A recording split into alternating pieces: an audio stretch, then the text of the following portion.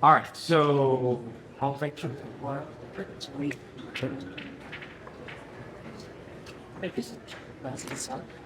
Welcome, everyone. Hi, I'm Mike Judge. I'm the Undersecretary of Energy at the Executive Office of Energy and Environmental Affairs for Massachusetts. I just want to welcome you all here today. Also thank BOEM for holding this meeting.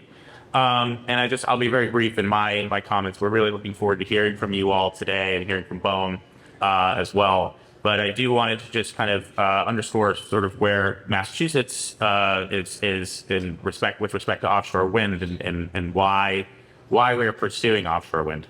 So as many of you may know, Massachusetts does have some very ambitious greenhouse gas reduction requirements. So these are legally binding requirements that the state legislature has passed and that have been signed into law.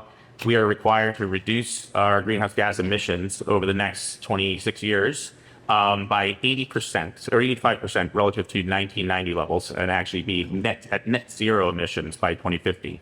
And so there's been a lot of planning that goes into that, and we really look at it on a sector by sector approach and look at the power sector, the buildings, transportation, and in order to achieve those goals, we've developed some clean energy and climate plans that sort of plan out how you would actually get from where we are today to where we need to be in 2050, and with interim steps in between.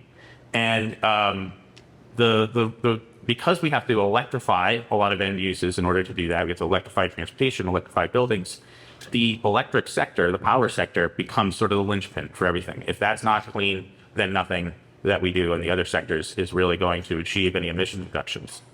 So in looking at the resources that are available, offshore wind has been identified as really a critical resource for Massachusetts to get there. When you look at the balance of resources that is necessary, it's going to require a whole diverse array of resources, from onshore wind, solar, to offshore wind, hydro, potentially nuclear. You're going to see a lot of different resources that are needed, but offshore wind is a critical one. And we've estimated that we may need up to 23 gigawatts of offshore wind by 2050 in order to achieve those 2050 requirements.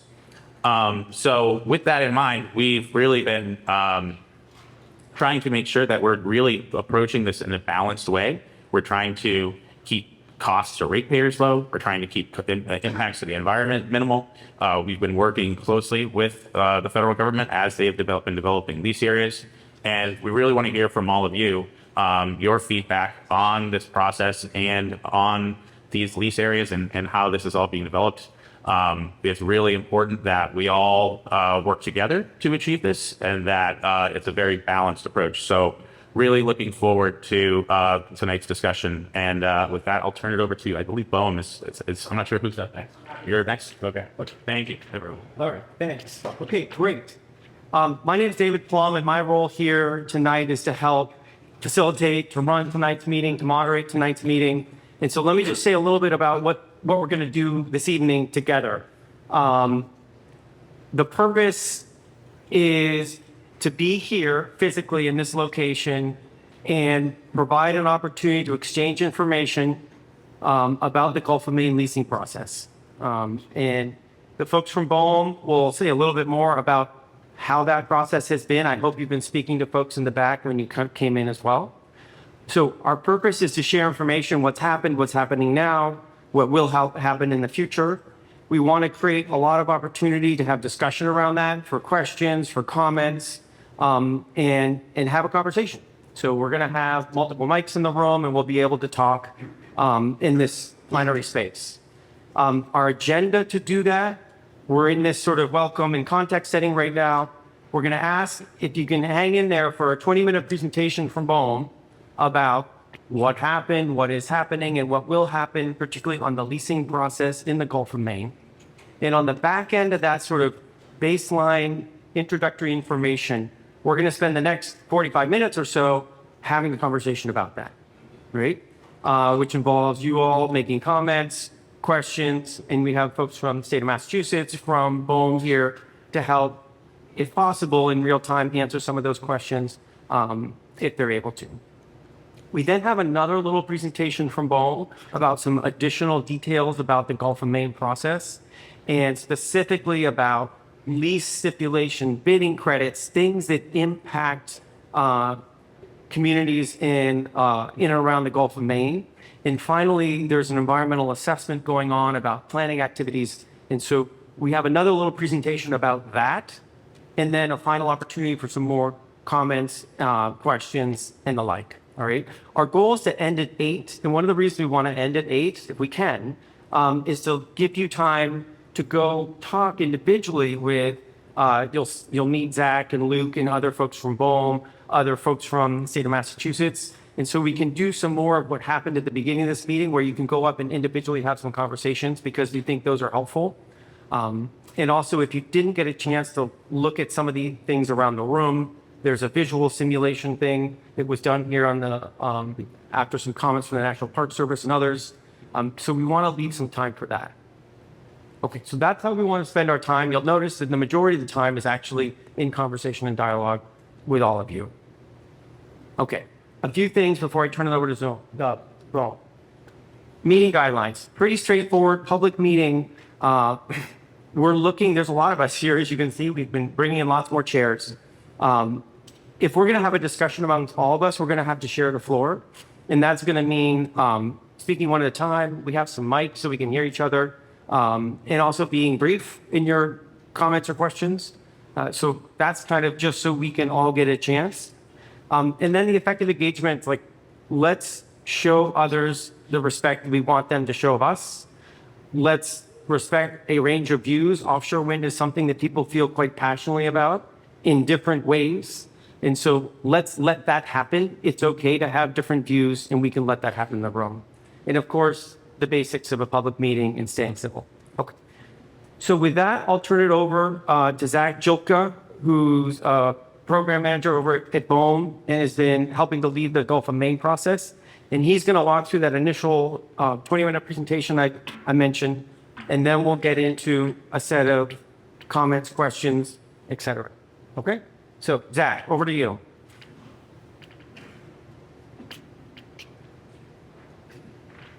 All right. Good evening, everybody.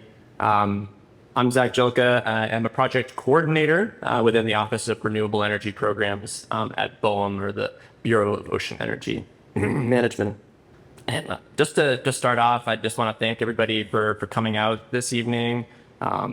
It was on relatively short notice, and the Cape really knows how to show out, and this is fantastic. You know, if we're going to have one of these meetings like this, we want to be able to engage with as many people as possible. So I know you have a lot going on, and that it's a very busy season out here on the Cape. So I just wanted to kind of start by just saying how appreciative we are of the time you're taking to be with us tonight. So just to start off about the agency mission, the Bureau of Ocean Energy Management, and specifically the Renewable Energy Program, its mission is really to facilitate the responsible development of renewable energy resources on the outer continental shelf through conscientious planning, engagement, and a comprehensive environmental analysis and technical review. I'd like to provide a kind of big picture overview at this stage of the presentation. Just say, as David mentioned, that there are a lot of differing perspectives on offshore wind. Ultimately, the reason that we're here this evening is that, elected officials, both at the state and federal level, have identified offshore wind development as a priority for the region and for the nation. And, for those of us, speaking up here today on behalf of BOEM, we're career civil servants. And it's really our job to see through this process, regardless of who the administration is. And we're really excited to be here and to take the information that we get from you all tonight and share that back with our agency and with our leadership. So looking forward to hearing those perspectives. So I'm going to start just by kind of explaining exactly, where we are in the process, but then we're going to take a bunch of steps back to get everybody up to speed again. So where we are right now is that on April 30th of this year, the Bureau of Ocean Energy Management announced the release of a proposed sale notice, and I'll cover sort of what that means in our process. And then that was later published the next day in the Federal Register on May 1st. Opening a 60-day comment period, which is required by our regulations. That comment period closed on July 1st, And all of the proposed sale notice comments can be found online at regulations.gov at that docket number that's on the slide, BOEM 2024-0026. We also have published a draft environmental assessment, which is part of the National Environmental Policy Act process, or NEPA. You're going to hear about that a little bit later this evening in the second kind of round of presentations. That is associated with a 30-day comment period, which is open right now and closes on July 22nd. And that has a different docket number on regulations.gov, which is BOEM 2024-0030.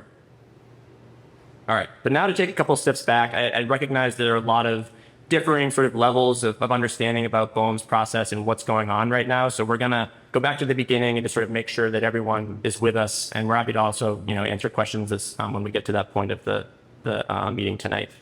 So what you see on the screen right here is something we call the rainbow graphic, and it displays kind of the full arc of the renewable energy authorization process. And you'll see a big red box on that screen. And that red box is indicating that we are at the beginning of this process.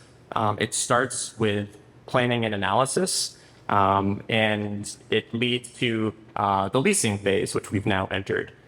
But before I even go any further, one of the points that I make on this slide is that issuance of a potential lease does not equate to permission to construct a wind farm. So the first step of the process is really to understand where suitable space in the ocean might be for potential lease areas.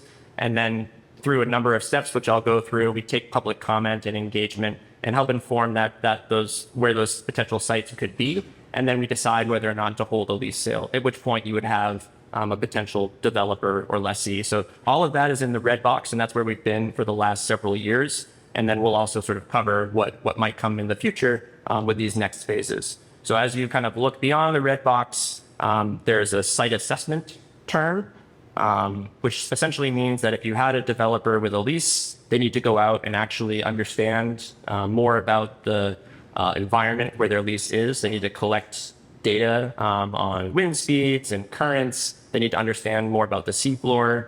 And they need to develop an actual proposal or for a project that could get permitted. So that process can take up to 5 years. And then they submit, if they decide to, a construction and operations plan or a COP. And that is then the kind of the basis for the full environmental review and permitting process, which can take at least another 2 years. At which point, an ultimate decision can be issued on whether or not a project is going to be permitted and authorized to begin construction. So the big picture takeaway here is that we're very early in the process, and before you get to any potential construction, there's a lot of steps that are going to need to happen. And for the Gulf of Maine in particular, construction would be unlikely to begin before, say, the early to mid 2030s.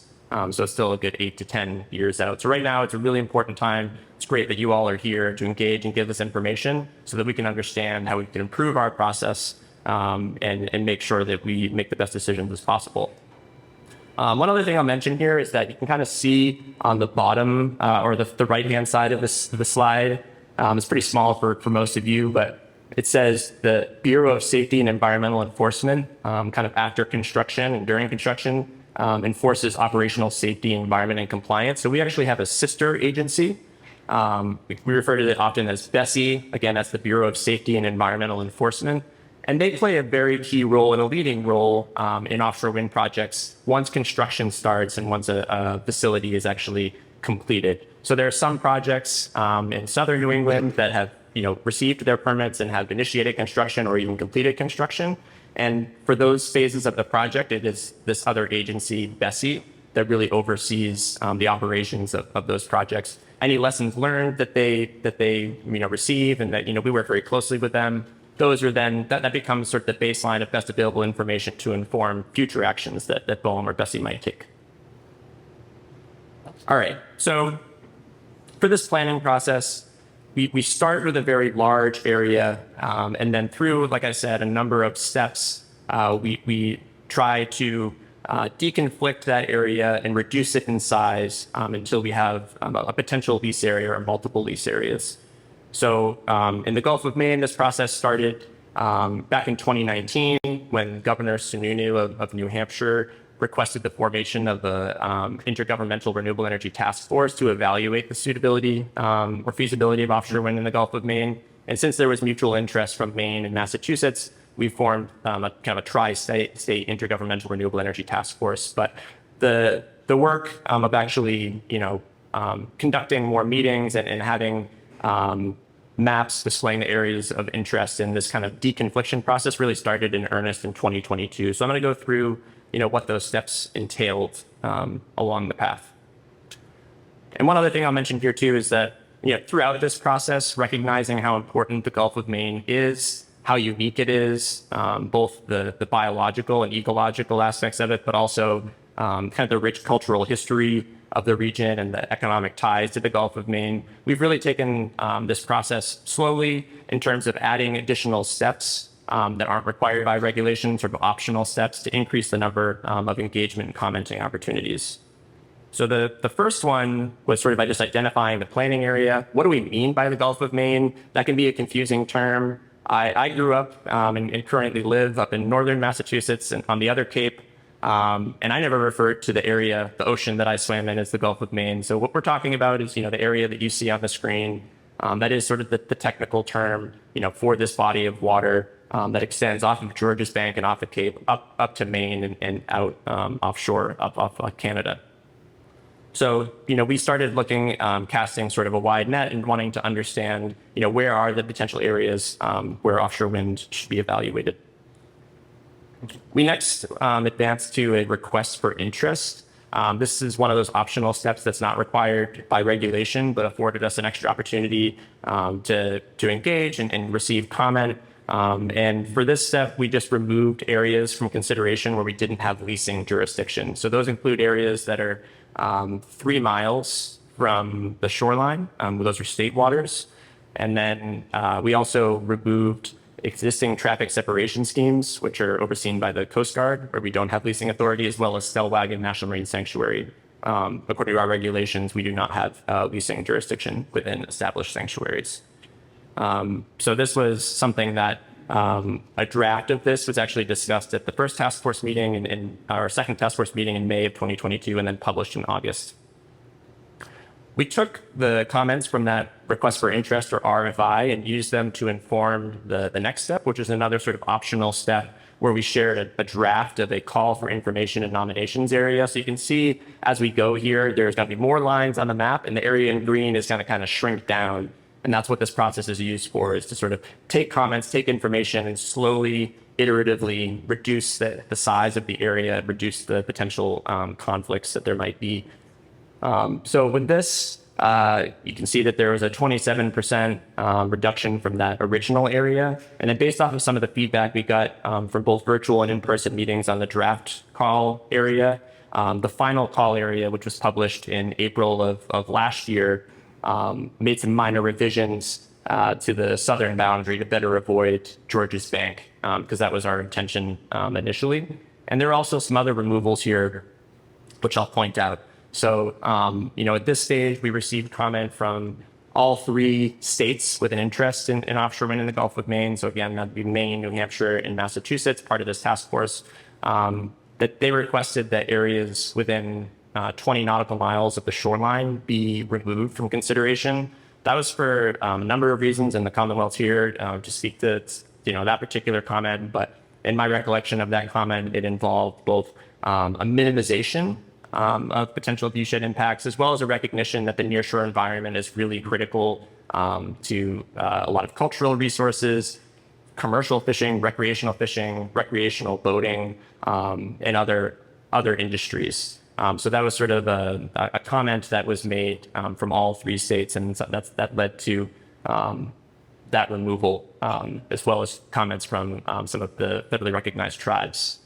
So that was an initial step, as well as the removal of areas that are habitat management areas or groundfish closure areas.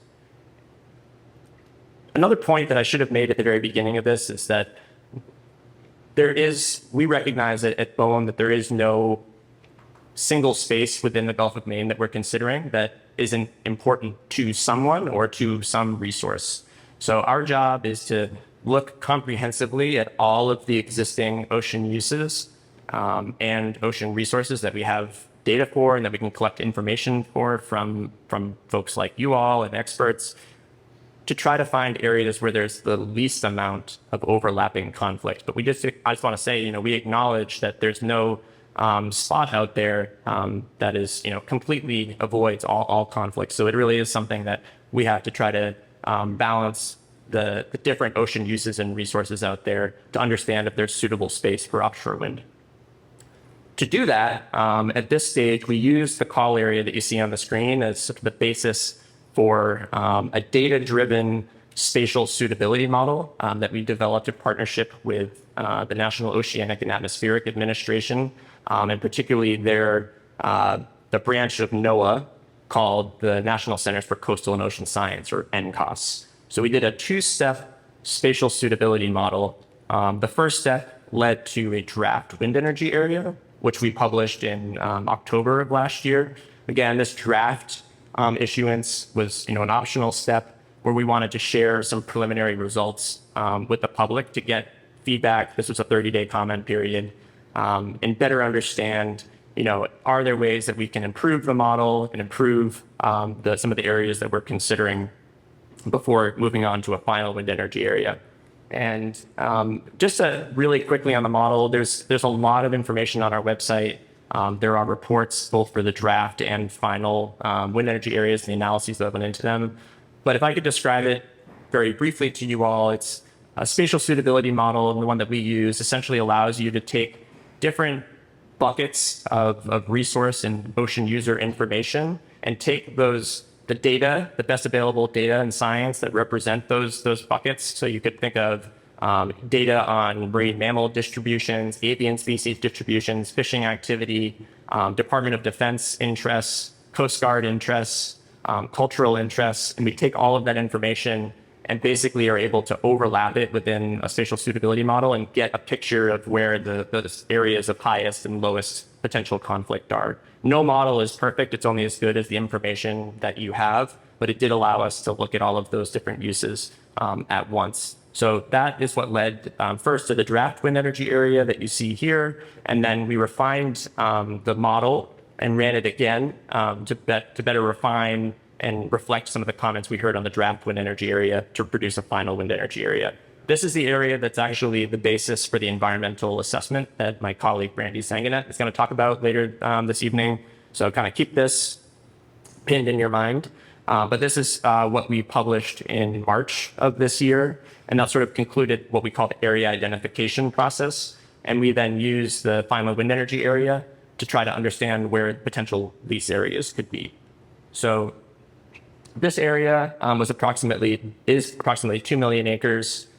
It still had more potential generation capacity or energy capacity that went beyond what we think we might need based off the comments we've received from the Commonwealth and what Mr. Judge spoke to, as well as from the state of Maine. So the Commonwealth has suggested that up to 10 gigawatts of offshore wind from the Gulf of Maine might be needed to meet their goals, and the state of Maine has said up to 3 gigawatts might be needed to meet their renewable energy goals and what they have in their state legislation. There's also information from the regional grid operator, which is ISO New England, and they've done some studies looking out to 2050 and suggests that a bit more power might be needed from the Gulf of Maine to meet the regional renewable energy targets, up to 18 gigawatts. So this area was still too large, we thought, to meet those goals. So we wanted to, as we looked at the proposed sale notice, refine this down more, try to eliminate some of the additional conflict. And to do that, we looked at all the comments that we'd received and tried to prioritize areas that both would allow for potential development or generation of wind power within a range that could use high voltage alternating current technology or HVAC technology, which is more established and available, in terms of kind of the technology development at this time, versus areas further offshore that would likely require high voltage direct current. So that threshold is somewhere around 70, 75 miles from a potential point of interconnection. So that was one of the things we thought about.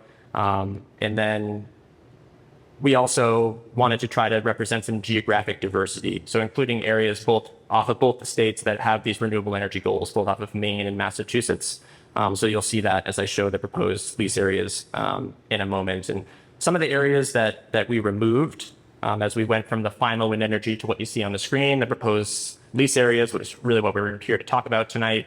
We removed some additional areas of high offshore fishing activity that are represented through vessel management system or monitoring system, VMS data that we knew were of concern. And we also tried to carve out some areas with no leasing to facilitate transit of especially offshore fisheries that we knew operate in the region, and put these out for comment to understand if these areas of kind of where we've avoided leasing would allow for and facilitate some of that existing transit. So there were 3 areas where we proposed that, and I think my colleague Luke is going to speak to that a bit more later this evening. All in all, there are 8 proposed lease areas. Together, they're about 970,000 acres, and there's a difference between sort of the total acreage and the total developable acreage, and that goes into some of the proposed lease stipulations around transit. So again, Luke will touch on that later this evening. It's about half of the final wind energy area, and we anticipate that the combined capacity of these areas is around 15 gigawatts, which would be within that range of what the states and the regional grid operator have estimated would be needed to meet those renewable energy goals. I think that's all I wanted to cover on this slide. I know I'm running long, but trying to make sure that we get this baseline level of information to folks. Again, I'm not going to speak to this slide much, just to kind of tee up once more that the environmental assessment that my colleague Randy is going to talk about speaks to the final wind energy area that was established. And so there's a difference there between the final WIA and the proposed lease areas. And she'll speak about that more. So where are we in this process that I've described? Right now, this graphic kind of zooms in, and it's a snapshot in time of basically 2024. So starting with the development of the final wind energy areas earlier this year, and then the actual publication of them in March. So we are at that red arrow. We have now completed the proposed sale notice publication and comment period, although we are here tonight in recognition that there are folks who felt like they wanted to have their voices heard in this process, and we're here to receive those comments and bring them back and consider them and bring them back to our leadership. So while that comment period may have officially closed, that by no means means that the comments we received tonight aren't going to be useful and impactful. They are. So I just wanted to make that clear. There's one error on this graphic, and that is that there should be still a green bar that is over the red arrow for the draft environmental assessment. So that comment period for the draft environmental assessment, you may recall I said that closes on July 22nd. So there is still a comment period on the NEPA portion of the analysis that Brandy is going to cover. Once we have tonight's comments and we look back on all of the comments we've received throughout this process and on both the proposed sale notice and the draft environmental assessment, we'll use those to refine a potential final environmental assessment that has to be published before a final sale notice could be issued. And we will look to refine and improve upon what we put out with the proposed sale notice and any potential final sale notice. We are looking to publish that document this fall, potentially in mid-September would be our best estimate as of right now. And we anticipate having a lease sale again this fall, about 40 to 45 days after the final sale notice publishes in late October. So those are the immediate kind of next steps before us. And I just wanted to kind of draw that out for folks to make it clear where we are. So I'm going to pause here, take a drink of water. My colleague Luke's going to come up. We're just have a few more slides before we open it up for everybody. And then we're looking forward to a really great discussion. So thank you. Thank you, Zach. So my name is Luke Feinberg, also a project coordinator at the Bureau of Ocean Energy Management. And as you mentioned, the comment period for the proposed sale notice is closed. We have lots of really great information, much of which has come from many of you in this room. So first of all, thank you for taking the time to put those comments together and also be here tonight. We have looked at those comments, and there are some things we want to address now. I think there's a way to look at some of these questions that have been asked in two buckets. One of which is questions about the process that we're able to address today. There are other things, other very valid questions that we can't address today because we don't have the specifics of a project that's going to be proposed, right? So this is a process, and we are in the beginning stages of it. But once we get more information and a construction operations plan is submitted, that's when the details of the project are at hand, and we can get to more of those detailed questions.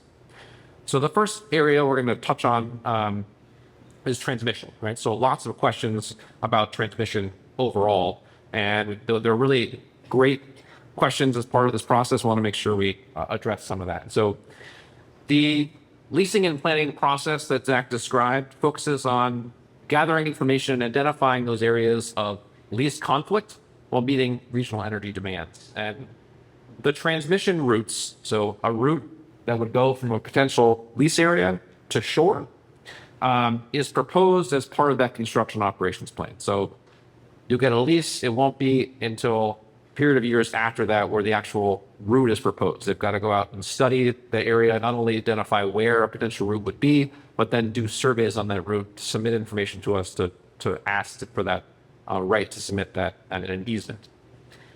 That's really important because at this point in the process, there is not a designation of where transmission will go. We recognize that there's a couple graphics out there where we're depicting the distances between a point of interconnection, which are those some of which are those dots on shore, so Sandwich, Plymouth, Boston, Salem, etc. And that was to depict the distance kind of as the crow flies from point to point, from a point of interconnection to the closest point in the lease area. That does not depict a transmission route or a proposed transmission route. We received a lot of great comments about the concern or need for reducing the amount of transmission lines in the ocean, right? So if you imagine 8 or more projects, there could be 8 cables. And each of those cables has associated impacts and benefits associated with that. So we definitely recognize that need for coordination. We hosted a panel on this topic at our task force meeting that's available online. You can click on the link here when these slides are posted. We're also considering leasing stipulations within our lease itself, which I'll talk in a little bit, that encourage sharing that transmission approach. Stellwagen Bank National Marine Sanctuary, which is shown here in the SVNMS, just offshore of Boston, is a significant portion of this, because you can imagine if there's a large power demand in Boston and there's a large sanctuary between that and the lease areas, right? So how do you get through it? The sanctuary itself has taken a proactive planning approach to consider where transmission could go through the sanctuary, what would be the areas that would be more or less appropriate. Very much a similar analysis we've been doing to identify areas of least conflict for leasing. They're doing that for transmission. And so that's something to keep an eye on. The other aspect we heard comments upon were offshore substations. So if you're able to be a certain distance offshore, you need direct current energy, and the energy from an offshore wind farm needs to be collected and then distributed to a cable. And so we've received a lot of good questions about that, particularly related to potential cooling mechanisms for that facility. And that's one of those items that we don't have enough information on what's going to be proposed to understand kind of the details to analyze the impacts of it, but we recognize it as a concern, and we'll assess that when we get more information. Okay, so this is just to emphasize that the area identification analysis, everything that Zach was talking about, consider the distances from a potential point of interconnection. So what I mean by a point of interconnection is an area of the coast that already has good, robust electrical infrastructure. In some cases, there are power plants that have been offline, so there's a capacity to plug in power, right? And we use that information in the distance between where that point of interconnection is to a potential lease area as part of our process. And so areas that are further from a point of interconnection, for example, scored lower than areas that were closer. And I want to be very clear that no points of interconnection in our analysis are analyzed on the outer cape, right? The closest we're talking about is Sandwich and Plymouth area. In order to plug in one of these projects, you need existing electrical infrastructure and a large energy demand. And those are two things that does not exist in this region. So just want to be very clear that as we predict today, cables would not be landing in the Outer Cape area or going through the Outer Cape area. And the next one was Steve Zach. Yeah, and we recognize we're running long here, so I'm going to be really brief, and then we can always go back to these slides as questions and comments come in. A couple of things I just really want to emphasize here are that engagement is really a foundational element of our planning and leasing process. It is critical to doing our work successfully. And in light of that, as I spoke to earlier, we've really tried to add in additional opportunities when we can, even when they're not required by regulation, to include other process steps and drafts of documents to increase those number of opportunities for engagement and comment. So this map just shows strictly where in-person engagement meetings have occurred. And again, it's really small for a lot of you folks in the room, and we'll make sure that all these slides are available and you can look at it more closely. But overall, over the last couple of years, and really because of COVID, a lot of the in-person meetings started beginning in 2023.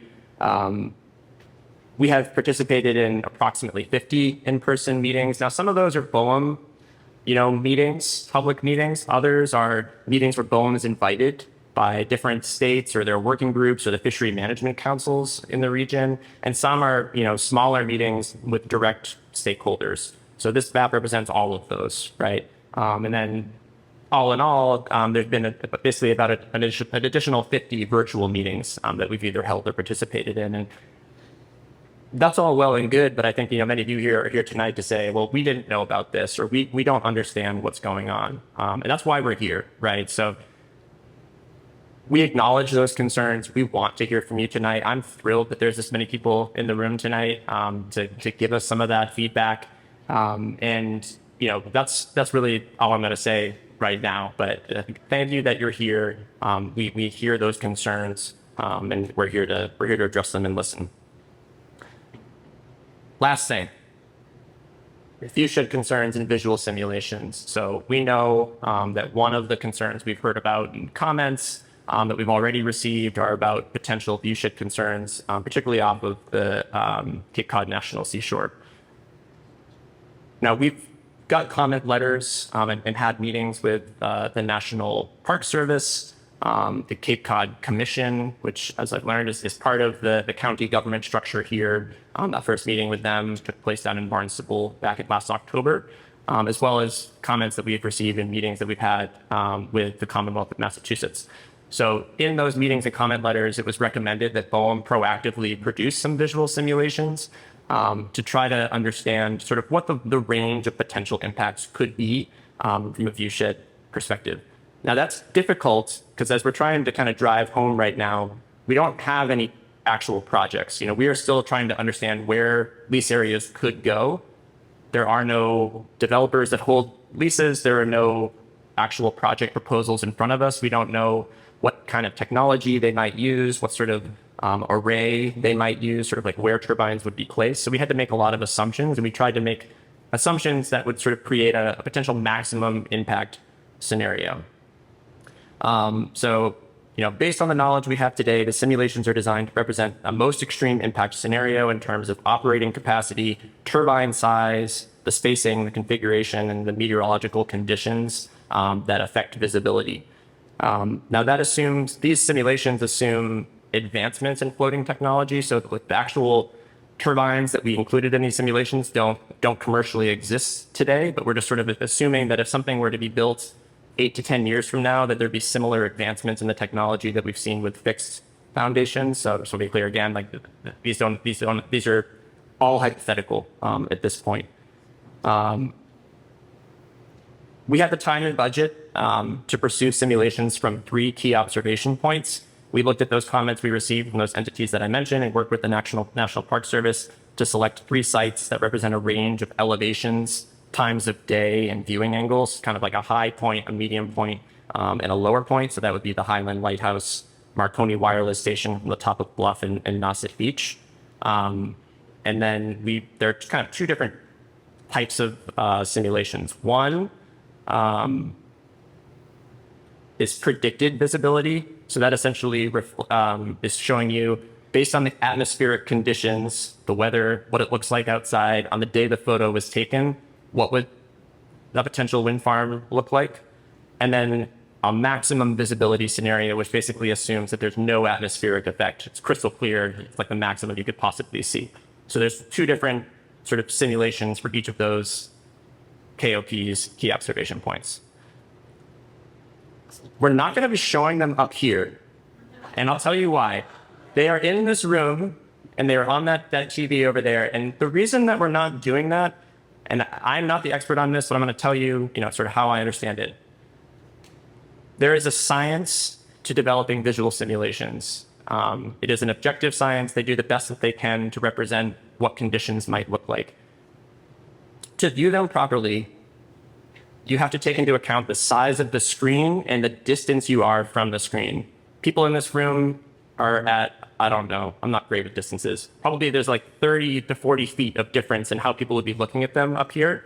And that could either overemphasize or underemphasize what the potential impacts could be. So we put them on a monitor that is running on a continuous loop right over there. And there are chairs there and tape to show you where you should stand to properly take those simulations in. They are also available on the website, and there are instructions on the website that tell you in your own time, if you want to print them or view them on your own screen, how to do that. But we don't want to misinform folks by showing you something that is inaccurate on the screen up here. So I just want to make that very clear. And with that, we are done. All right, thanks. Awesome. Okay. All right, so I'm going to ask some of my colleagues to come up and help run some mics here. So maybe James, if you come up, or perhaps Allison.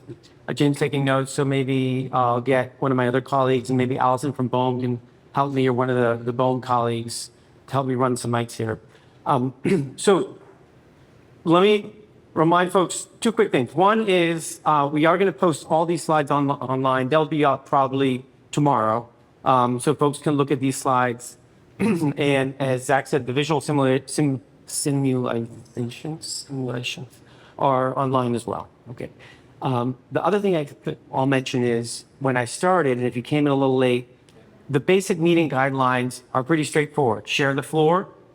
That means don't use a lot of time because we got a lot of other folks who want to say something. One at a time, please. And the second is be respectful of different views. We're going to have different views in this room, and that's okay. All right? So if we need to be tough on something, let's be tough on the problem. Let's not be tough on each other. Okay. With that, hands, I'm just going to do my best to go around the room. Folks, I'll do my very best. I've got some mics right here. Mira, maybe you can start right here, and we'll go there, and then I'll jump over to this side right here. And if folks want to introduce themselves, great. Hi, thank you for this opportunity. My name is Elena Rice. My husband and I, Captain Bobby Rice, own Real Deal Fishing Charters out of Truro. We've been in business 24 years. He's been fishing the area in these maps you've been showing for over 35 years. We're extremely concerned about this project for many reasons. Due to respect to other people, I'm not going to read them all. I'll start at the top, though. We depend on bluefin tuna, striped bass, and whales in our area to make our revenue. We employ 4 people that would lose their jobs if we could not maintain enough revenue to stay in business.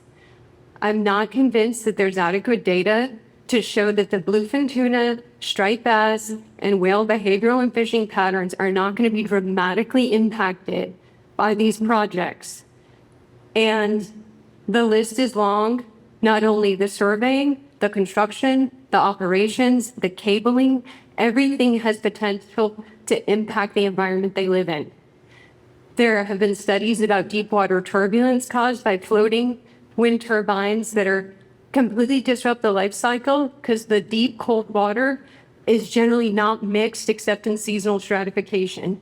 If you have all these huge floating turbines generating artificial mixing, it could dramatically affect the environment and how these species behave. So that is one point that we're concerned about. We're also very concerned about the safety of our vessels and our clients. If there's floating debris out there, when we're fishing in the dark or fishing in the fog, our radar is not going to pick it up. It's a big concern for safety, and not only that, the potential for the wind farms to generate fog. We already have natural fog. If we're dealing with artificial fog, it's going to make visibility even more challenging. So I appreciate this opportunity, and I really hope that this is factored in when decisions are being made. And also, one point, we have to report all our bluefin tuna through a recreational HMS reporting system, which does not take Latin long into consideration. So I don't know how that was factored in the heat maps that were generated. Thanks. Thank you. I really appreciate the comment. I'm going to say two quick things. Thank you. One is my colleague James is here and taking detailed notes of this, and we will produce a meeting summary of this, which will also be posted on the website. So as you're saying things, we're capturing them. The other is the folks from Bowen were taking some notes, and after about 3 or 4 comments, I'll pause and ask, are there some quick answers they could provide? For instance, on your final piece about how is tuna data and recreational highly migratory species data incorporated into the process? Okay, hands. Let me just keep going down. Kira, if you could just keep going into the mix there, and then we'll come in the front. Hi, my name is Suzanne Bryan, Eastham Select Board, and I guess my first comment is that it kind of felt like a surprise, and I know that sometimes the process is the process, and getting people informed is a whole process, but I've heard the governor and lieutenant governor and senators talk for a couple of years in a row, and we haven't heard about this project. They didn't say anything about it. They talk about green energy and our goals and this, that, and the other thing, and they not a whisper. And so this came as a surprise, which is why the room is full, to us, that you got to leasing, and leasing sounds like you're part of the process that maybe you are. Also concerned over whales and that impact. I would love to see a map that lays some of like the data that you mentioned, whale habitat, fish, sanctuaries, with the proposed area, because I'm kind of like, oh, it's just over there somewhere. And then I'm also wondering if these sites are considered shallow compared to the Gulf, because I'm interested in the survey equipment that will be used to survey the seafloor bottom, and if it will be what you use for like Vineyard Wind or what they use in the Gulf, because I'm not really sure how deep the ocean is there. Got it. And I think that's it. Okay, thank you. And again, I'll give Home a second to take some notes down, and there's some quick answers I know that folks can do. I'm going to grab Allison's mic over here. Let's start on this side, and then I'll move up to the front. Could you go in the back, we'll move the glasses right here. Thanks. Good afternoon. My name is Shireen Davis. I'm with the Chatham Select Board. I do want to support the first comments made in the room today as a matter of public record. I have a 2-part question. It's about the RFP process, and it has to do with the transmission lease easement, and also has to do with the siting.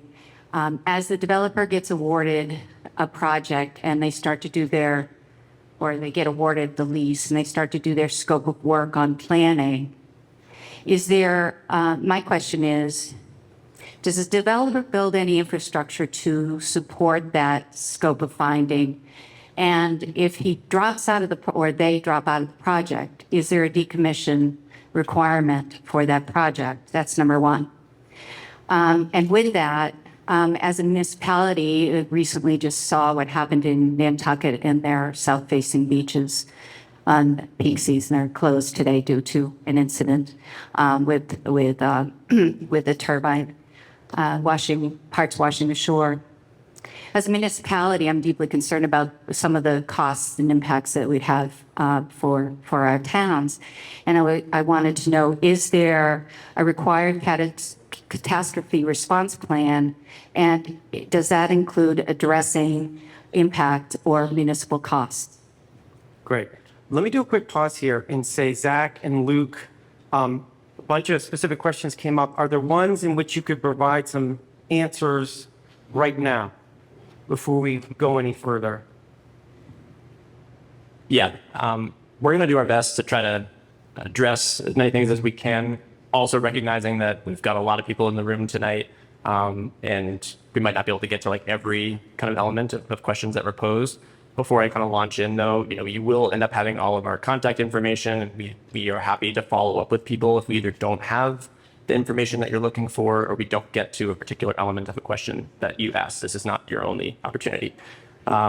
So for the first comment about, I think it was, recreational fishing and highly migratory species. So one of the questions was about the data that were used and some of the lack of data, the lack of a lat long. That was a known kind of issue with the highly migratory species data. We used the best that we could. There are resources I can point you to on the website that will spell this out in a lot more detail. But I believe it's like is it LPS data that is available, but at very coarse resolution. It's maybe like 1 point from a particular trip that is submitted. We used that data set in conjunction with data that was produced from a study called, I think it's like Davis and Kneebone 2023. And again, this is all documented, and I can get you those documents, but off the top of my head, I believe that's what it's called, which recognized a lot of those kind of limitations of the existing data, tried to fill in some of those by doing a survey where they looked to try to understand where some of the higher important areas were. But that's also what this comment period is for, and why we want to get information from you all tonight. So if there are key fishing areas that are still within some of these proposed lease sites, for example, that's something that we really would like to hear about and understand as we look to potentially refine the boundaries of the lease areas that have been proposed. I think, yeah, I needed to. We're just going to go through a few here and then. Okay. So I'm just trying to answer your questions. One of them was about access to wind farms. And so just wanted to put out the point that if you look at southern New England area, there is not a closure from the Coast Guard's perspective. They're not restricting access. BOEM does not have authority to restrict access for mariners. That applies with the Coast Guard. They are not doing that at this point. We do acknowledge, though, that depending on how you conduct yourselves at sea, whether you're towing gear or chasing a tuna, it may be an effective exclusion based on whatever is proposed or constructed as part of a wind farm. So just want to be clear about the authorities there and what we are seeing today. The other piece is a great point about decommissioning, right? So before BOEM allows anything to be put in the ocean as part of these processes, we require decommissioning financial assurance. And that is a fund that's put aside to make sure that if something were to happen, there is money to mediate what happens there. So let's do some more questions. I'm going to go up to the front here now, right hand, right here, and then I'll head over this way, and then we'll do over this side, and I'll head to the back. I promise I'll do as much as I can. Kathleen Bacon, I'm from Wellfleet. If you're a New Englander, I want you to stand with me and demand that they stay away from Stellwagen.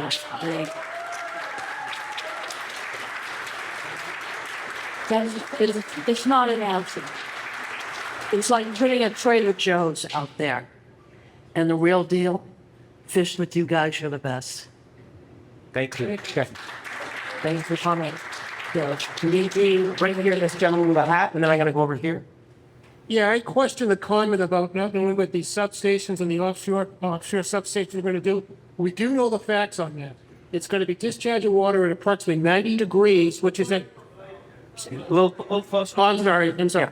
They're going to be discharging water that's approximately 90 degrees Fahrenheit, which is anywhere from 20 to 40 or so degrees higher than the sea temperature. It's going to be millions of gallons are going to be processed, and it's all going to get chlorine bleached out, dumping into the ocean 24 hours a day, 365 days a year. It's going to sterilize the ocean, sterilize the fishing industry, and it's going to ruin it. And I'd like somebody up there to mention about the 3,000 mammals that they're authorized to kill. 3,000 mammals they're authorized to kill, right whales, seals, etc., etc. This is not a good idea. Thank you very much. Over here. Let's go to the front, and then I'll head to the back. Yeah. Hi, Irene Payne, Kid Carter. I'm just wondering, as far as lease process goes, I'm assuming international companies are invited. Is that so? And also, are all countries invited to this? I'm really curious about who would be eligible and able to get a lease. Great. Thanks for the question. Let's jump here and then I'll hit to the back. Thank you very much. Lillian Green. I'm the Wellfleet Assembly Delegate, and I am also the Wellfleet member of the Cape Cod National Seashore Advisory Commission. I attended the May 31st task force meeting where I walked in and I received a name badge that was bordered in red. And I said jokingly, why is mine red and some of the others are blue? They said, because you're a task force member and you go to sit at the top, at the front of the tables at the front where it says reserved for task force member. I asked in the meeting and Zach answered, since when since when? And the answer was since 2019. All elected officials on Cape Cod should have been invited to meetings as task force members. So that means all select board members, all assembly delegates. There is no record of anyone from the assembly having been invited to a task force member. They also said that we should have been advising, commenting, and there are numerous comment periods that were talked about tonight.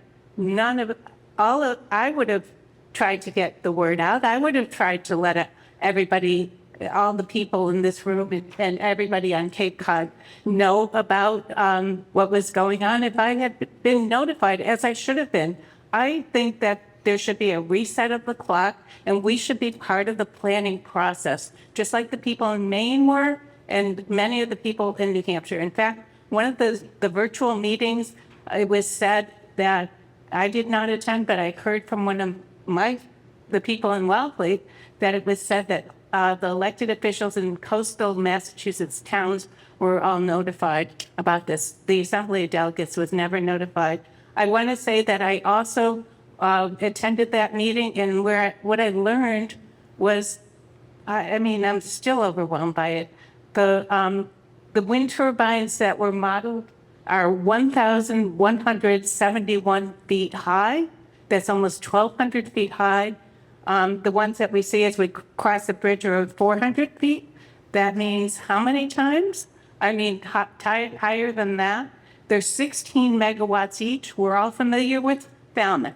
There were two 1.65 megawatt wind turbines that made people so sick in that town that a judge ruled it was irreconcilable. Judge Mutes, go look it up. And these are 16 megawatts each. There's 10 gigawatts.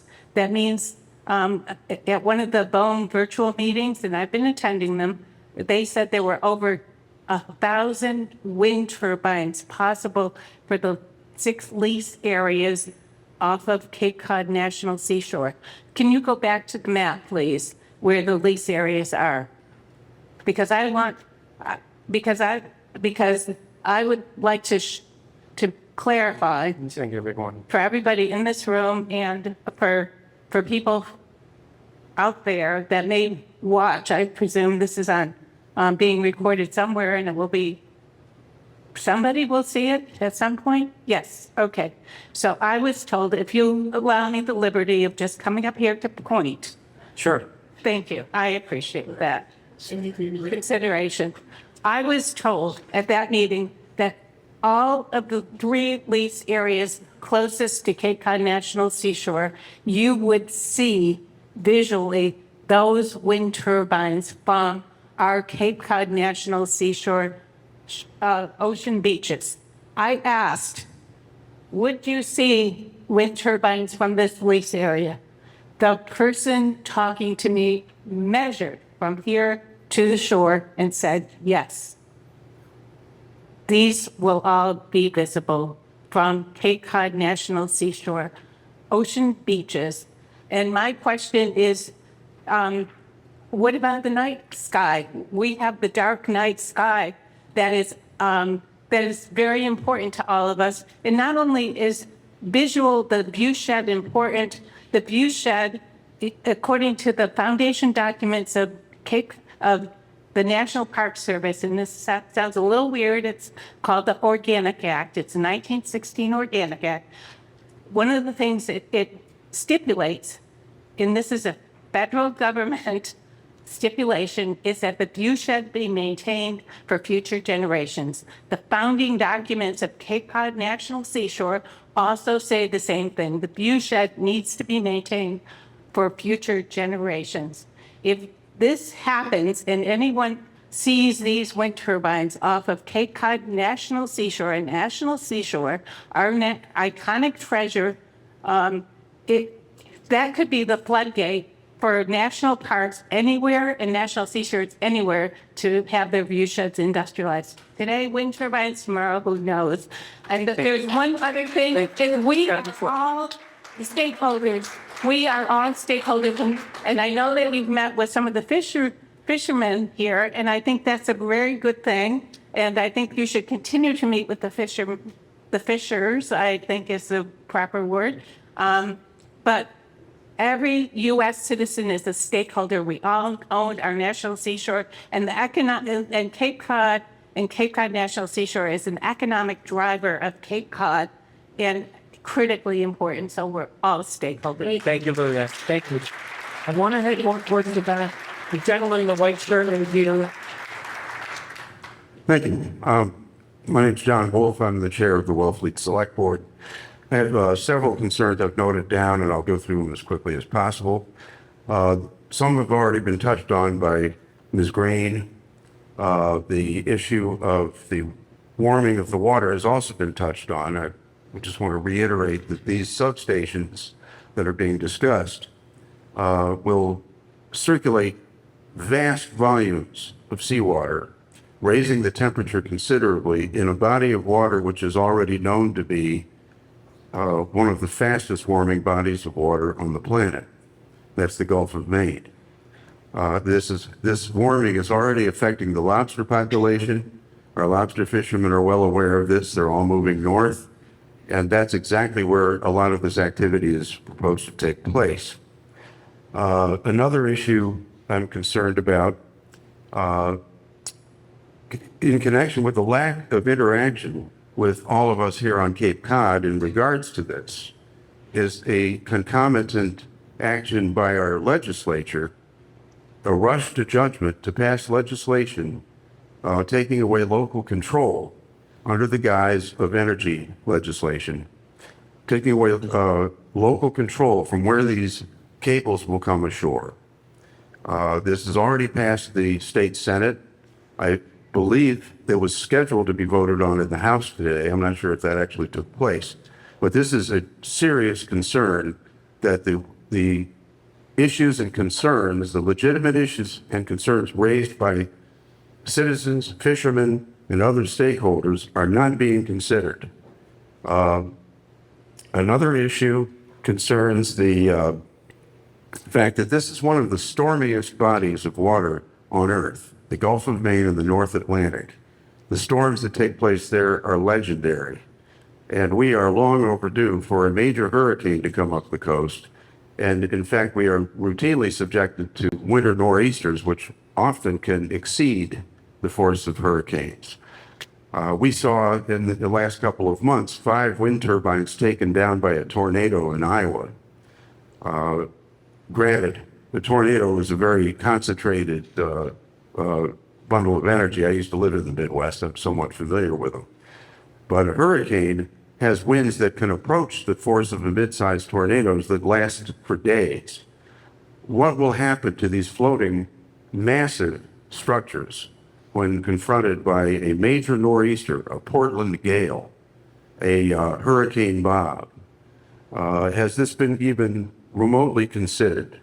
We've already seen what can happen under modest weather conditions in Vineyard Sound just in the last few days, and the environmental catastrophe that's resulted in on the south-facing beaches of Nantucket. And I don't think the full dimensions of that have yet been realized. What will happen when a 900-foot container ship en route from Boston to Portland loses power, as we saw a container ship lose power in Baltimore Harbor and the catastrophe that resulted from that? What happens when a container ship loses power and goes adrift amongst 1,100-foot tall wind turbines? Do we know? I don't think we do. I don't think that's been considered. And just to wrap up, But I'll wrap this up. What happens if Stellwagen Bank is taken off the table as a place through which to run the cables? I find it unconscionable that that would even be considered. And yet here we are. So yeah, that wraps it up. Thank you. Thank you. For your time. I see more hands. I'm just going to do a brief pause to say, are there things you want to very briefly respond to? Or should I just keep going with hands? I'm happy to do either. Keep going with hands? Okay. Well, why don't we keep going with hands for a while and I'll circle back here? Absolutely. So let's go up to the front here. If you, this gentleman in the blue shirt here, and then I'll head over this side and then I'll work my way back. Hi, my name is Doug Brown. I'm from Falmouth. I'm a select board member, and I'm also the current president of the Cape Collins Municipal Leaders Association. We sent you a comment letter, and we asked a lot of questions, and we're interested to know how will those be addressed? Will we receive an email back? Will you post the answers? Curious how that works. And also, the comments that we received tonight, I'm glad to hear that you said that those are going to be included, and will they be part of the official record, or just kind of... I was kind of disappointed to see that you held this meeting, but yet didn't extend the comment period officially. So I hope we're not wasting our time here tonight. So just wanted to make that clear that it's important and we'd like to get the answers, please. I appreciate that comment. I'm going to keep moving forward and we'll answer that. I'm just trying to balance the fact you want to have as many hands as possible. Let's start at the end of the row here, the gentleman in the black shirt. Hi, my name is Scott McAllister, and I'm from Orleans, and I fish out of Chatham, and I attended the other meeting that you guys had at the Hook office. And between then and now, we had the blade failure in Vineyard Wind. What kind of, is there any terms in your lease process that says that these blades have to be produced in the United States, or are they imported from other countries like China and wherever else, where we can keep quality control here in the country and not see, because this project isn't even a year into being operational and the blade's already fallen apart. I mean, it's a hazard to navigation, and it seems like there's no real way to recycle them. Is there any kind of stipulation in the lease agreement that the companies are responsible to recycle the blades? Because otherwise they won't. They'll just wind up in landfills. Thanks for the question. Let's go in that row, one, and then I'll head over here. My name is Hannah King. I'm a Truro resident, and my husband is the captain of the Donna Marie out of Provincetown. He's actually fishing as we speak off our shore. And I'm also a Truro Central School teacher of almost 18 years. And one really exciting opportunity is that we're working on becoming a NOAA Ocean Guardian school. I believe in green energy, but I'm really having a hard time reconciling my feelings between being an ocean guardian and protecting our oceans and wanting and needing green energy. And I just want to say that it's just an internal struggle. Thanks for the comment. Let's go over here. Maybe Allison can grow the mic, the gentleman in the green shirt. Good evening. My name is Rob Werner. I work with the League of Conservation Voters, also a member of the New England for Offshore Wind Coalition. And I just want to say there is a positive case to be made for this project. We strongly support it. The Gulf of Maine, as the gentleman said here, is warming rapidly. It is under environmental stress. And we think that the Gulf of Maine can be part of the solution to this problem. There is a way to balance these interests. The responsible development of offshore wind, and I emphasize the word responsible, is the way to approach this issue. We can confront the issue of climate change in a way that provides economic development for communities, jobs, and serves the residents of our region. Offshore wind really truly is the biggest lever we have to decarbonize our region, which we need to do. And as has been stated, Most of the states in New England have set goals by legislation to accomplish that. So I just want to make that point. Thank you. Thank you. Thanks for the comment. Let me go towards the back, I guess. Gentleman here, right here in the blue. Yes, sir. My name is Dana Pazalt. I run a lobster boat out of Provincetown, Mass. called the Black Sheep. My concern with your project, and I know this is all theory right at the moment, you have to get the power to the shore. As you do that, you may create an impassable barrier for lobsters and other marine life with an electromagnetic field. The lobsters will not cross that line. The migration that's gone on since a millennium of time is over. Are you going to bury it? Are you going to bury the cable in 600 feet of water? Maybe you can, I don't know. Or are you going to have it floating? I don't know the answer to that either. But if you go through with this project and you bring the wires into Boston and they just run across the seabed, our industry is dead. It's wiped out. They're not going to move. I don't have the ability with my license to go beyond your field. I'm very limited as to where I can fish. So you've got an insurance policy for if your stuff gets obliterated. I think you need an insurance policy to ensure that every fisherman in Massachusetts who is adversely affected by your wind farm is paid in perpetuity.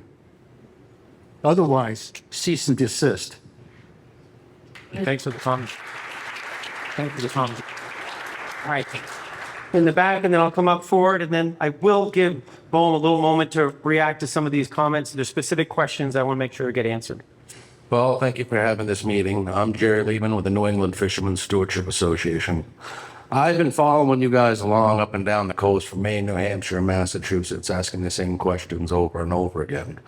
We state the best available data that we're using comes from vessel trip reports and vessel monitoring systems. You're showing the heat source revenue chart, trying to tell us where the revenue of our resources, our natural resources, that belong to every U.S. citizen. That's not even close to correct. VTRs and VMSs on the form itself states the word average twice. So if I towed in 80 fathom and then I towed in 120 fathom, well, the average is 100. So where did I catch the fish? That data was never designed for that type of analysis. I've been saying this for over a year now, but we still use that because it's the best available. So by open admittance, the best available data would be the fishermen who have worked these areas for decades. I spent 23 years specifically in these areas, fishing 220 to 240 days a year. Just in Area 567, you have large scales of haddock and whitehake and redfish. On top of the mounds, we call it the horse's head. That's pollock.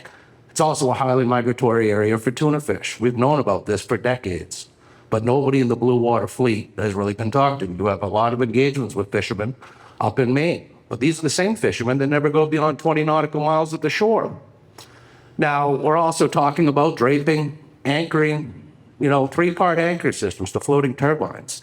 We can't even get an idea of exactly what anchoring system we want, but we're told in some of the models it's 7-to-1 and 9-to-1 scope. Well, if it's 700 feet of water and 7-to-1 scope is 4,900 feet, about times 3 is what? 14,800 feet of chain per turbine scoring the ocean floor. Then we got AC cables at 180 degrees to 160, putting EMF and heat with the mid-water columns all the way to our ocean floor. And the distance, the closest we have is 20 miles from the Cape Cod to the east side of Cape Cod. Well, we stated in their research paper that 30 nautical miles is between there and 50 is what the new wording is, where we're going to have to go from AC to DC. Well, if you read the Sunrise Wind Project's Appendix N2, that costs, it's 8.1 million gallons a day heated chlorinated water discharged from these. That also means on that form says 100% mortality to plankton. Well, the 2024 State of the Ecosystem report that was given at the Gulf of Maine, the New England Fishermen's Management Council, shows right whale cetaceans littered across these areas. These are the same ones that are washing up to the south of the Cape. It's not been fishermen that's been doing this. I mean, has fishermen had a pause in it one way or the other? I would be wrong to say no. But the massive strandings we've got, the beachings, it's phenomenal. The Maine has over 5,000 lobstermen with vertical lead lines, much more than Massachusetts. They're not washing up in Maine. They're washing up down there. And that's some of the stuff that I think a lot of you folks need to recognize. And coming from the northern edge of Georges Banks and steaming back to Massachusetts over all these years, I can guarantee you're going to see them at that distance. Coming around the top of the Cape in the summer, if I can see Boston, you're going to see these. Thank you. Let's see one more time. There's a gentleman in the front here. And I'll hop over here. So I'll be the gentleman in the front. I'll hop over here, and then let's take a quick pause. And there's also a few more pieces of information that Bowen was hopeful to share. Good evening, esteemed members of Massachusetts Offices of Coastal Zoning Management, the Division of Maine Fisheries, and everyone here in attendance. My name is John Dunderdale. I'm a proud representative of the United Brotherhood of Carpenters, Joiners of America, and Pile Driver.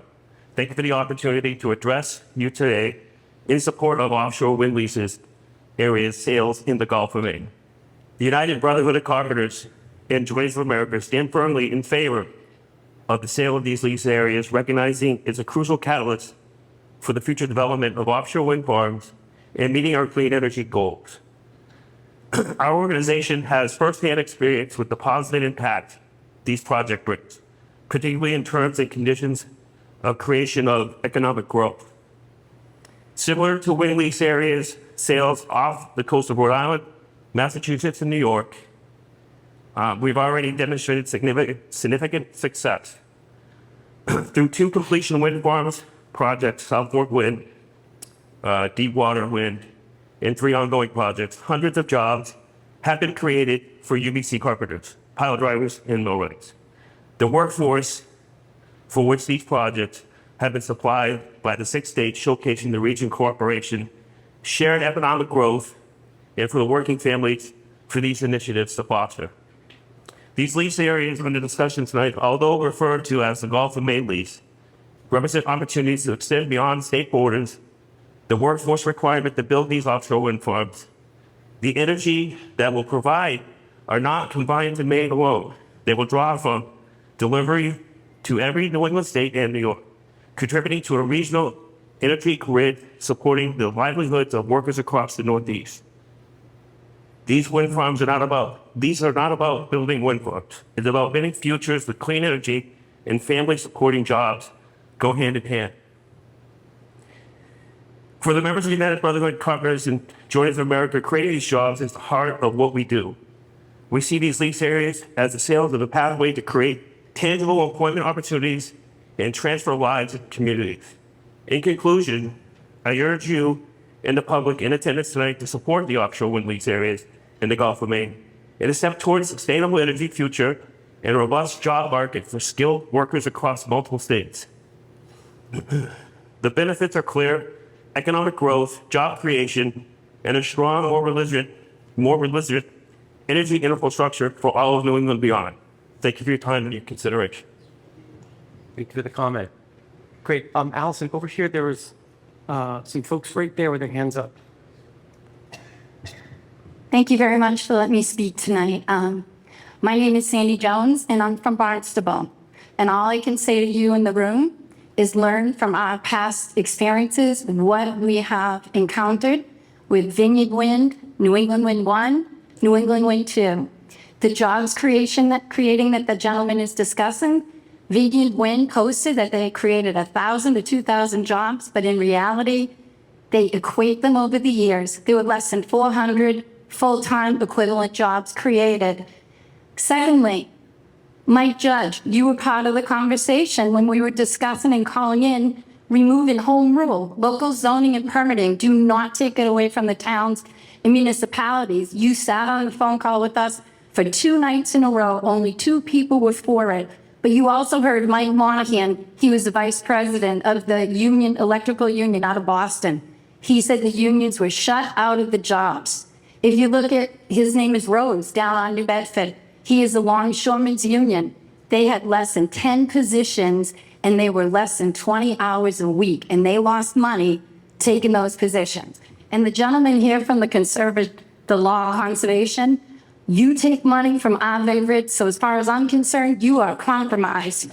Everybody, Everybody in this room is a stakeholder.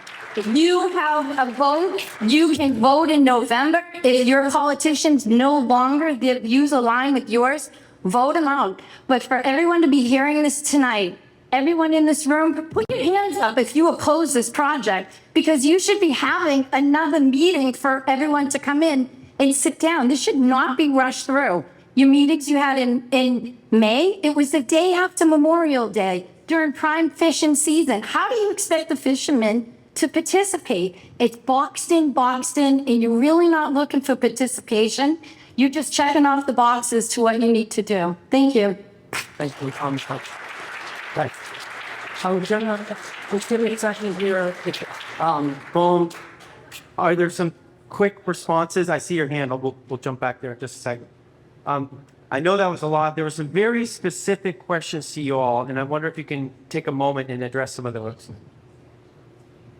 We'll address a couple right now, but I think the overall sentiment in the room is that people want to be heard, and there's a lot of you. So you've heard a lot from us, and I don't want to take away from your time. So I'm going to hit a couple of points and give the mic right back to David.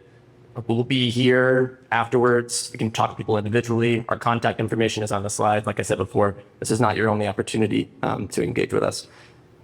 One question was from Mr. Brown about, questions that you've submitted and what's going to be done with those. And essentially, is tonight a waste of time? So, wanted to get to that one. No, it's not a waste of time. I mean, I hear you on the comment period. While it has officially ended, you still have BOEM here. We are listening. No decisions have been made. We are taking notes. There's going to be a summary of this meeting, and we're going to bring that back to our agency, to the decision makers, to help inform this process. So I want everyone to be very clear on that. In response to your particular questions, there's a few different ways to get at that. We can continue to meet with your organization to provide some feedback. There is one document I want people to be aware of. So should we move forward with the final sale notice, we do publish a response to comments.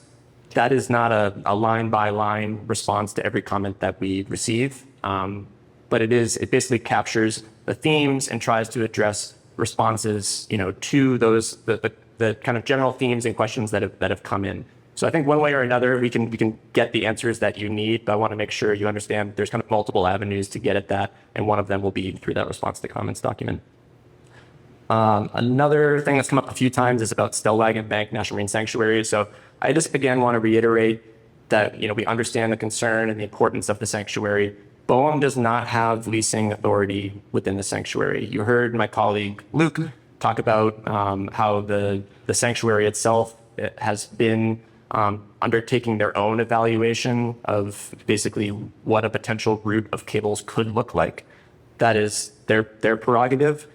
We have a task force meeting that we had earlier where they spoke. They have slides and it's recorded, and we can get that resource to you so you can hear some of the work that they've been doing and understand their position. But I would direct anyone with kind of concerns or questions about kind of the work that the sanctuary is doing to the sanctuary itself.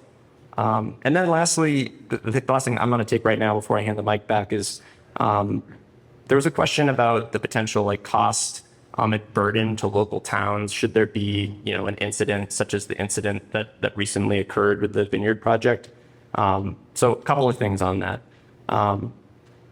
BOEM, you heard me when I was going through the process talk about kind of how you advance from a potential lease sale where we are now, where there are no actual projects, there's no proposals. We hear a lot of the concerns about potential construction and what those impacts might be. But as of right now, there are no actual leaseholders or projects before us. But once projects hypothetically advance to a point where they propose something, they get permitted, and they begin construction, that's where that other agency that I described, the Bureau of Safety and Environmental Enforcement, really becomes involved. And once a project is actually under construction and commissioned and operating, they are the lead federal agency.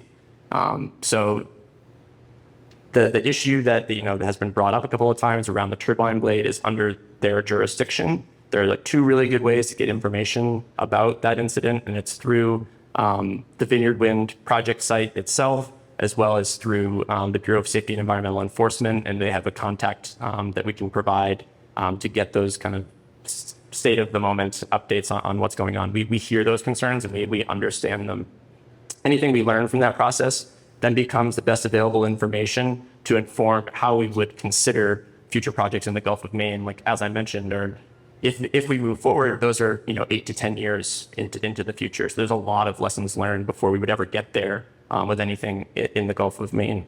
And then with the cost and impacts to town, there are plans that have to be submitted and approved around oil spill response. Oil is not an issue with this particular incident, but that's just an example.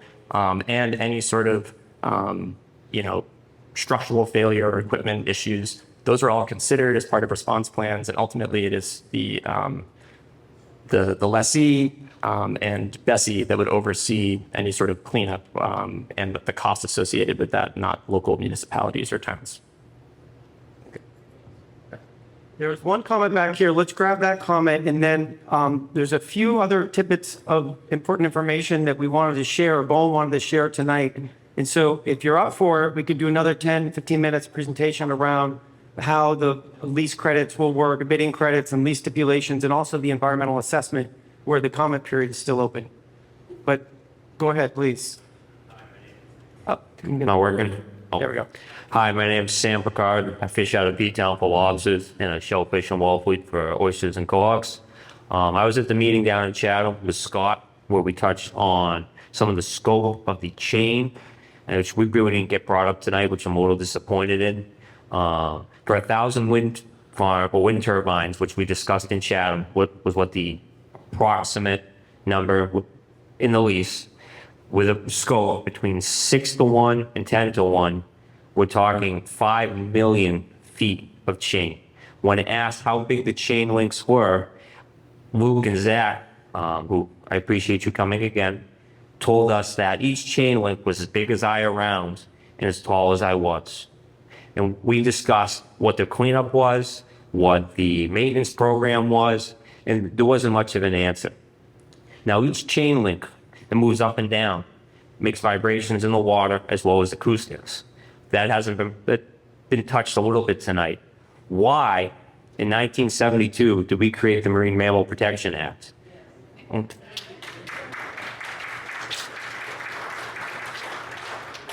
I'm going to read a little bit from that if you don't mind. And I'm a little concerned why the DMF or coastal studies, because we are the forefront of right whale conservation here in Massachusetts, hasn't discussed this. Now, this is from the NOAA, Marine Mammal Protection. Level B harassment refers to acts that have the potential to disturb but not injure a marine mammal or marine mammal stock in the wild by disrupting behavioral patterns, including but not limited to migration, breeding, nursing, breeding, feeding, or sheltering. We have a mandatory haul out for all lobster traps in state waters in Massachusetts. We have breakaway rope that's 1,600 pounds. That's about that big. That in the winter months, in the spring, when the whales are transiting through the period from March, April, and May, the gear has to come out of the water. Why are we being the only stewards of the ocean? Why can we leave chain in the water, 5 million feet of it, the size of me, that potentially, because Zach didn't have any answers the last time, potentially disrupting migratory patterns of the right whales. When my lobster line is that big, when the chain is this big, if Dan or you could answer that, I'd greatly appreciate that. I just want to test folks. There is a little bit more information here that Bowen was going to share. We could do that now. I see about 2 more hands. Folks have hands? Okay. So if you haven't spoken yet already, maybe you could come up. There's a woman right here in a gray jacket.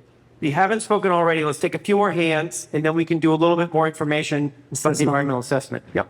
My name is Suzanne Conley. I'm from Barnstable. Sandy's my friend. We've been fighting Vineyard Wind, New England Wind 1, and New England Wind 2 for 2 years.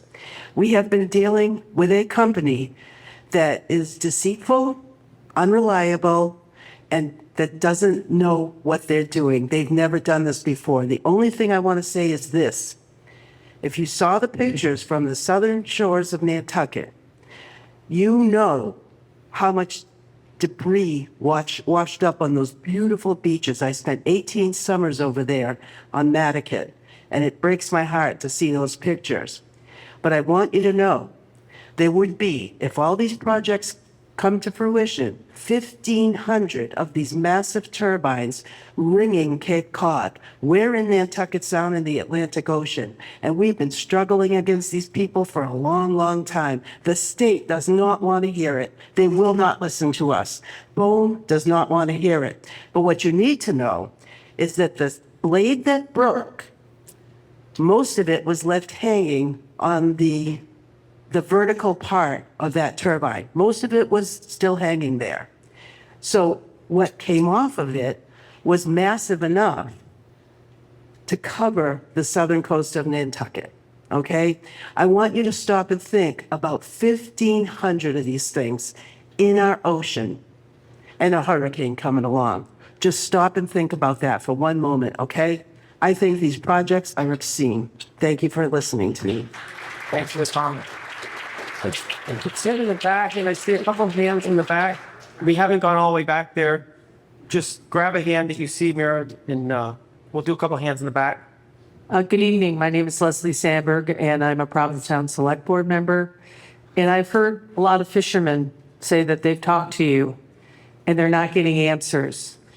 And that really concerns me, because are you just listening so you can say you listen, or are you actively going to meet with them, have them part of this process? Because this is their livelihood. We had a gentleman up front that said it's going to create jobs. If you ruin the fishing industry, you're taking jobs from people. I'm very concerned with that. And I understand government. I worked in it. There's checking boxes, and there's really doing something. And I'd like you in front of all of us tonight to say that you will meet again with the fishermen for as many times as possible to talk with them so their fears are alleviated. I think you owe it to this community to do that, because you forgot about us until the Cape and Islands Leadership Association found out about it. And we sent you a letter, and we talked to our state senator and our state rep. You're putting these turbines outside where we live, and yet you stopped at Danvers. I mean, what is it? So I was listening to everybody tonight, and I have to say, you're listening to us, but are you hearing us? And are you going to actually really come back and talk to us about this? I think it also would be good if you could figure out a public meeting for those of the people who are concerned about the Stellwagen Bay, to talk to the group that's making all these decisions in Stellwagen Bay on whether there should be cable going. I'm also concerned that I believe, and the Barnstable people can tell me, they were able to stop things because they were able to stop the cable coming through. Martha's Vineyard, we met with them. They said their best negotiating powers when a cable was supposed to come up to their land. If we don't have a cable coming up here, not that I want it, my question is, what's our leverage to actually truly be stakeholders here? And that's what I'm concerned about. Also, if you have that water churning and it's very hot, and we have storms, and they don't have to be hurricanes, a lot of these storms are already cutting into our coast and flooding our towns. In Provincetown, it's flooding. So it's not 10 years off. We're getting flooded now. And what is the problems that's going to happen with that? Have you thought about what you're going to do to our environment on land, as well as what's happening off land? So thank you for coming down here, but this can't be one and done. All right? And you really need to listen to the men and women who go out every day and fish and take lobsters and make sure that we have good food to eat, but also provide a livelihood, because guess what? That's our part of our economy here. Tourism is our economy here. You're destroying that. There's not a lot left here. So please, I'm asking you to actually promise us that you'll meet with the fishermen again and keep meeting with them until they feel their concerns have been heard. Thank you. Thank you.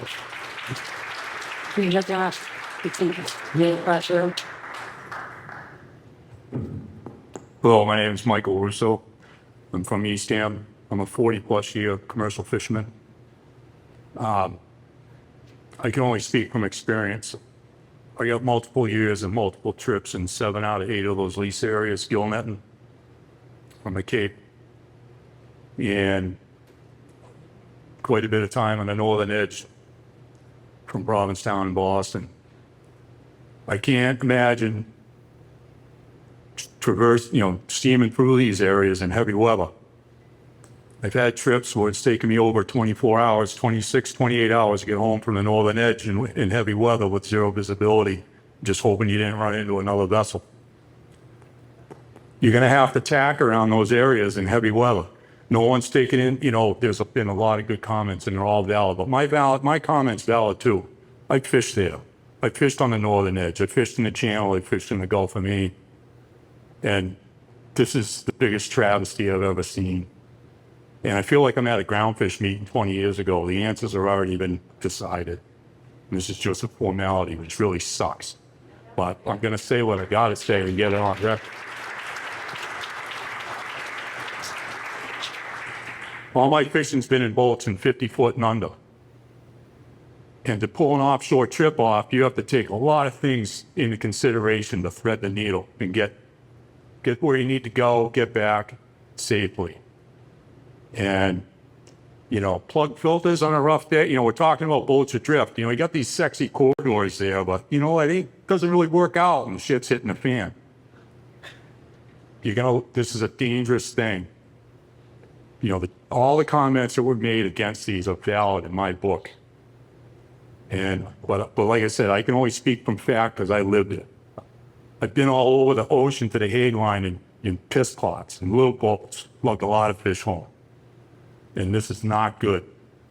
The closest one to the Cape, as Jerry said, the Horse's Head, Franklin, east of Franklin, Wrights, all this stuff was part of my year. It was from the fall on after the weather, after I didn't want to go to the northern edge because the weather was starting to turn Labor Day. You've already wiped the ground fish fleet out, so I'm a dinosaur that survived the asteroid. This is really disheartening, and I wish I'd be around because we'd be setting gear over this crap when it's laying on the bottom 30 years from now. Thank you.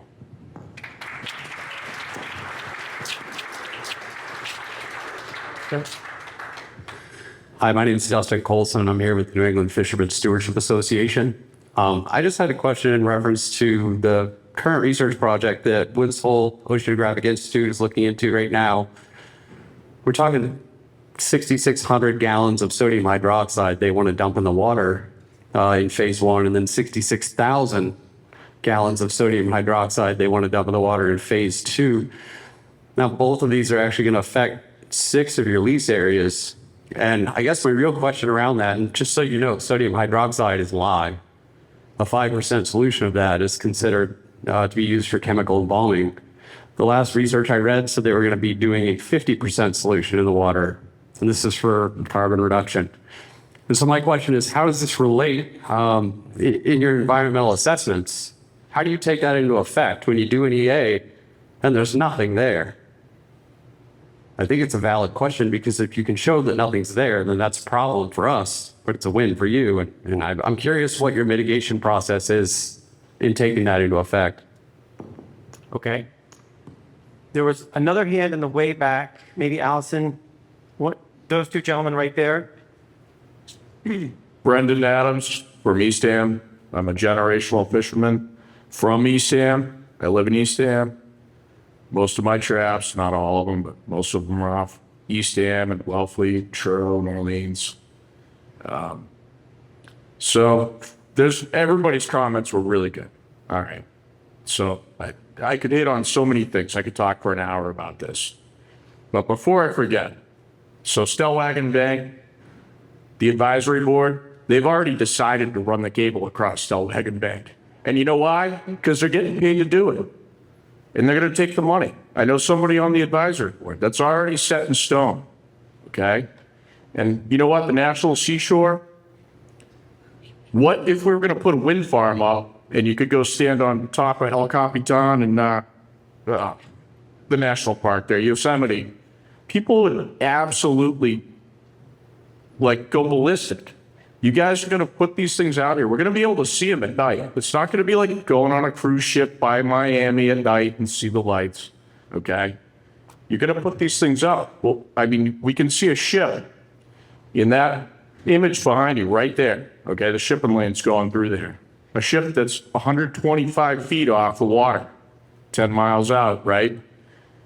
These things are going to be 1,000 feet tall. You're going to be able to see them. They're going to be 400 or 500 feet tall. It's going to be like a city out there blinking red lights at night.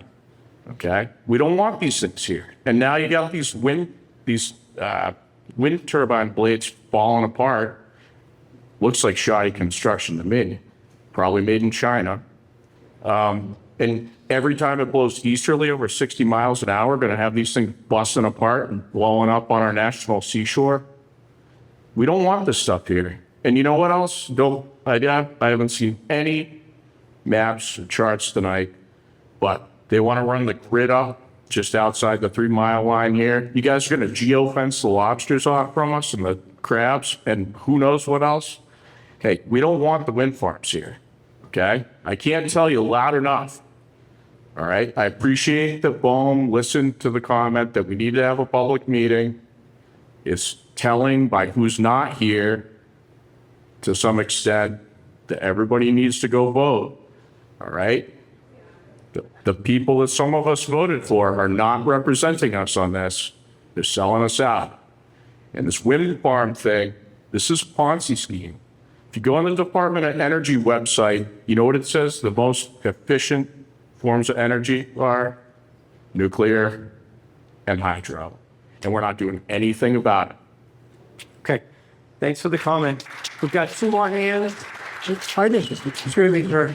I just need to correct that record. I'm Richard Delaney. I'm a member of the Stellwagen Bank National Marine Sanctuary Advisory Commission. I was the past chair. We are not bought off. We do not get paid. We're volunteers, and the decision has not been made. I want to get corrected. Okay. I just want to make sure that's corrected. Thank you. If I may, Mr. Chair? Yeah. Since I have a mic, I understand there are a lot of very valid comments being made and concerns by very well-informed people. I really hope that we'll have a process in place that can accommodate these concerns and find, as you say in your tagline, a responsible way to do offshore wind. And I'm thinking that between adjustments to the size and mitigation efforts, that is a possibility. Now I'll turn to my fellow citizens. You know that climate change is real. You're a well-informed group. You know that the temperature of the earth is increasing dramatically and will have devastating effects on us. Your lobsters and your codfish are moving north. They're leaving your fishing grounds because of climate change. Offshore wind is our best opportunity to do our part to mitigate that. And I say to those people who are opposing it just blindly, what will you do as an alternative to do your part to help us be better stewards to reduce our carbon footprint? That's the thing to take home, because you can say no easily, but what are you going to do as your alternative? Thank you. Thanks for the comment. All right, we've got folks. The gentleman in the pink shirt right behind you, Allison. Good afternoon, Don. I'm David Richard, a harbor pilot, and a couple of 3 quick comments here. The first one is, I was on a ship, and went to cargo ship, and I'm like, what the heck is that on deck? These things are huge. Those are the blades. They didn't discharge them in Port Canaveral where I piloted, but they were onto another port. These things are big. Where are they from? They came from China.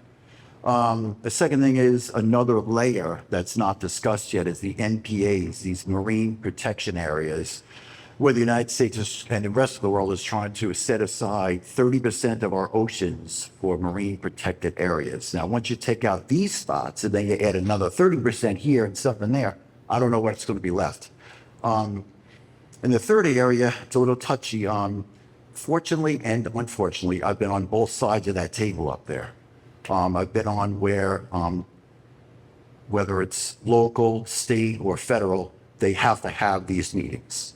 And we go ahead and check off the box. When I'm on that side of the table, it gets pushed through, and they listen to everybody. And these fine people come down here. They're not making the decisions. They're middle level. They're going to listen to everybody. They're going to get back to everybody.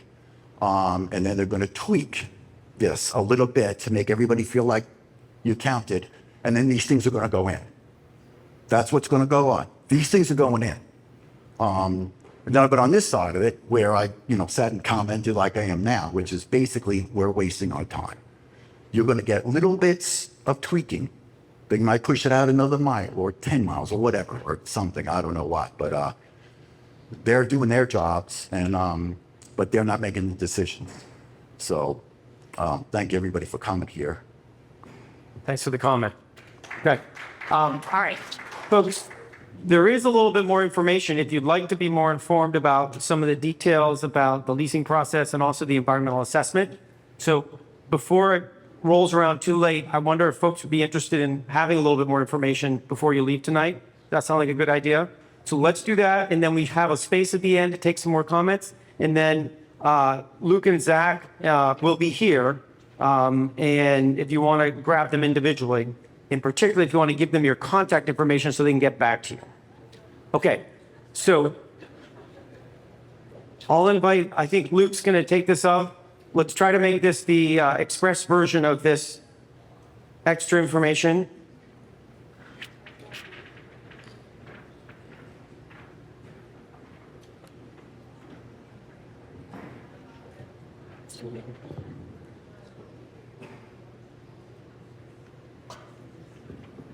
All right, thank you, everybody. I appreciate you sticking in tonight. There's a lot of information, a lot of discussion, a lot of concerns and feelings about this, and I really appreciate your time. What I'm going to try and do is explain a little bit of information about what the actual lease is, what is being proposed here.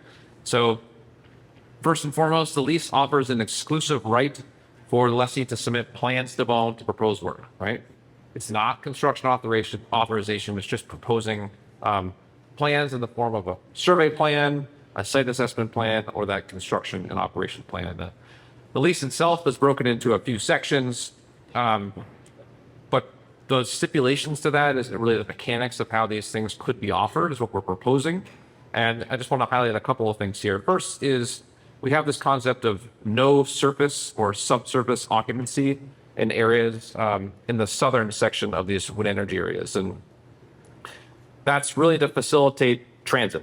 Right? We know it's not going to facilitate all transit, and we know, like was mentioned earlier, in heavy weather, these lines on the map don't really mean a lot.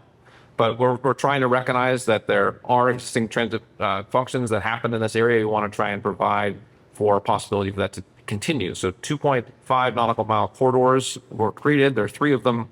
And in order to maintain that 2.5 nautical mile distance, there are portions of a lease that's offered that you can't develop. Right, so those are those areas that are shaded. There's also a good neighbor stipulation. And this good neighbor stipulation, can you hear me? Okay. The good neighbor stipulations basically refers to these areas here where 2 leases share a border. And the idea here is trying to make sure that there are common lines of orientation between projects. If they're not common lines of orientation, there is a stipulation that says you need a buffer between them. All right, the one I want to focus on here is this enhanced engagement framework.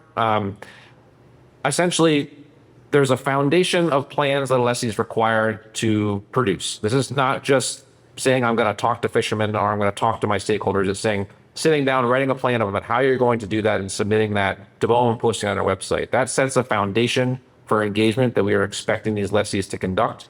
They then need to report on that through a progress report that gets submitted to us and posted on the website. And this is the idea here is this is a cyclic positive feedback loop where a lessee engages with stakeholders that they've identified, reports on that engagement, identifies feedback they've received, and then refines their activities moving forward. So for example, if there's a lessee that receives feedback about a certain use in his or her lease area, the idea is that information, that use is reported on. There is a comment or discussion about how that information is being designed or incorporated as part of the project, and then refined as they continue to engage. And the overall idea here is we're trying to encourage a development process in which these projects are developed in a manner that is as consistent and as part of the community that it's within as possible.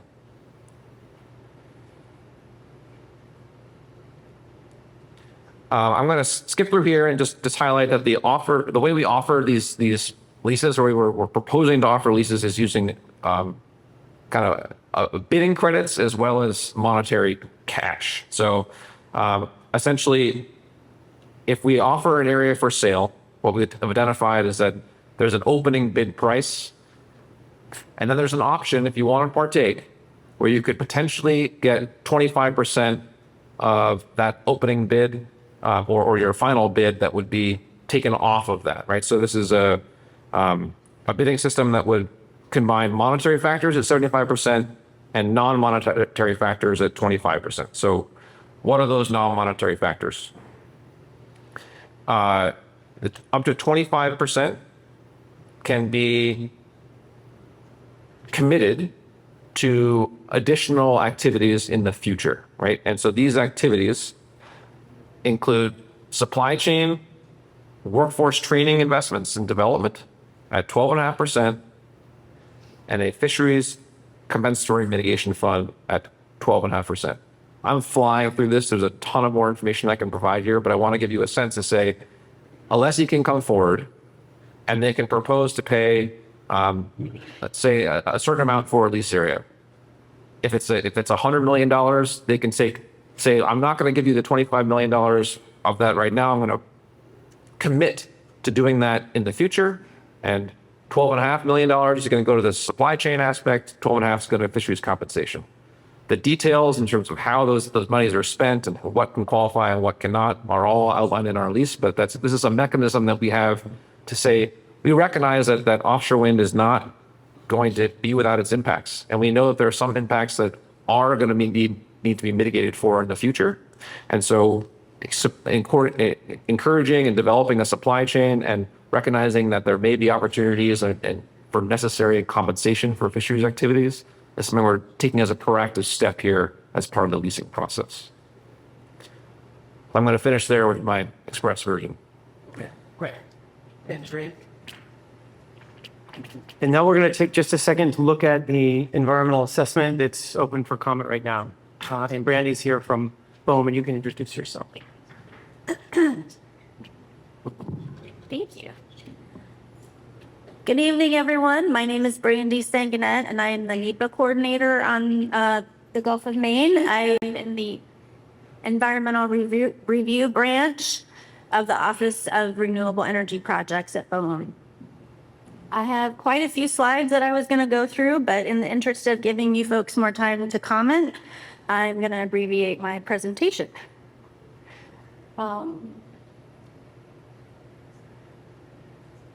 It's really important that everyone understand that this is all done under NEPA, the EA and the EIS that would be done later. So NEPA is the National Environmental Policy Act, and any federal action is required to look at environmental impacts and human impacts of any project. So at this stage, we are doing an environmental assessment, and we're only looking at the site assessment and site characterization survey activities. Later, if we do issue a lease, then a construction operations plan would have to be submitted to us before any construction can begin. And at that point, we would conduct an environmental assessment before we would approve that construction and operations plan. Or we may require modifications as well. And let's see. So I want to tell you more specifically what we're looking at in the EA, okay? So we got the process started in March with the notice of intent. So we got comments from folks from that notice, and we've been considering those comments.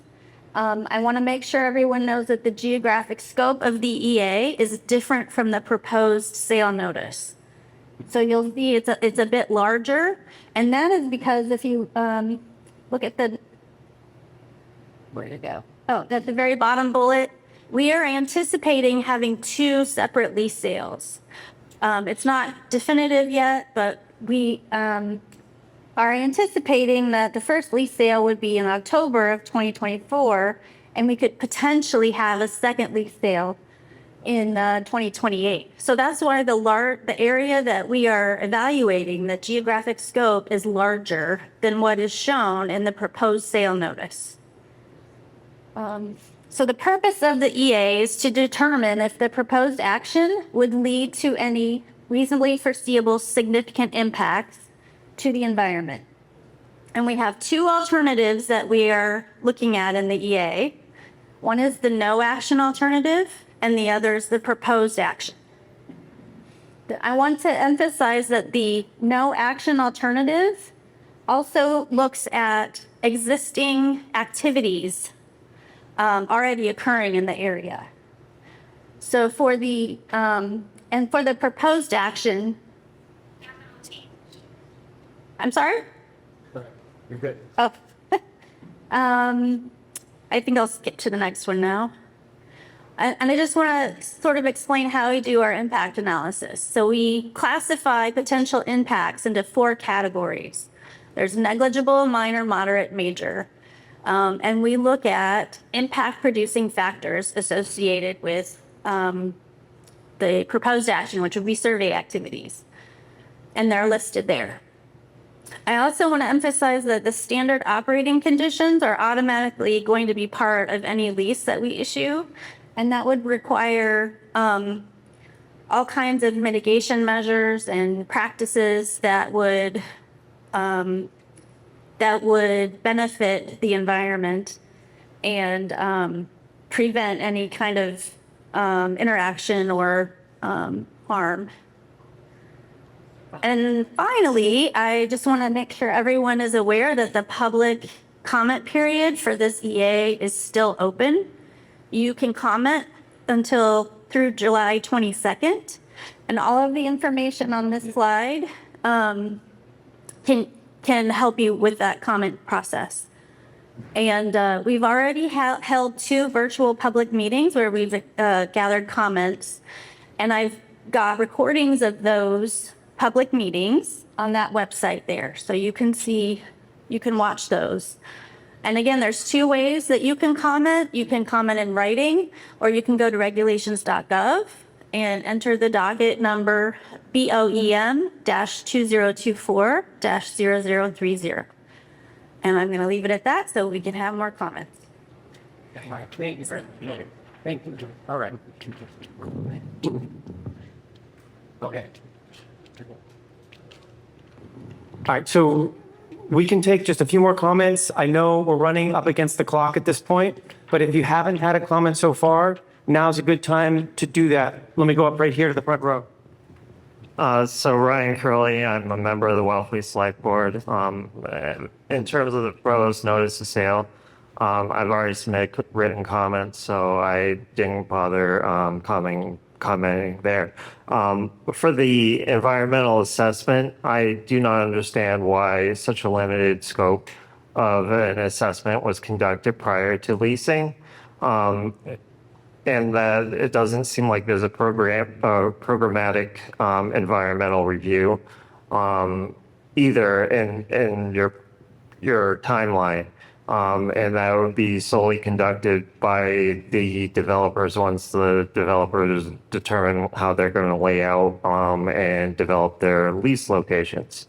And just for the people here, off of California, they're also issuing a number of, they sold a number of leases in 2023. They are also, offshore leases in deep water that would be utilizing floating technology. And for that, they actually did do a programmatic environmental review. After they sold the lease, or the leases, and that was completed in February 2024. So I do not understand why it's in this location that a similar avenue is not being pursued, considering the variety of species that utilize the area. Yeah, I mean, I really think that it really needs a thorough review of the potential environmental impacts. And in this case, and in previous programmatic environmental reviews, BOEM has conducted them without a firm development plan from developers. So the notion that they could only do that review after a developer's proposed a plan is not correct.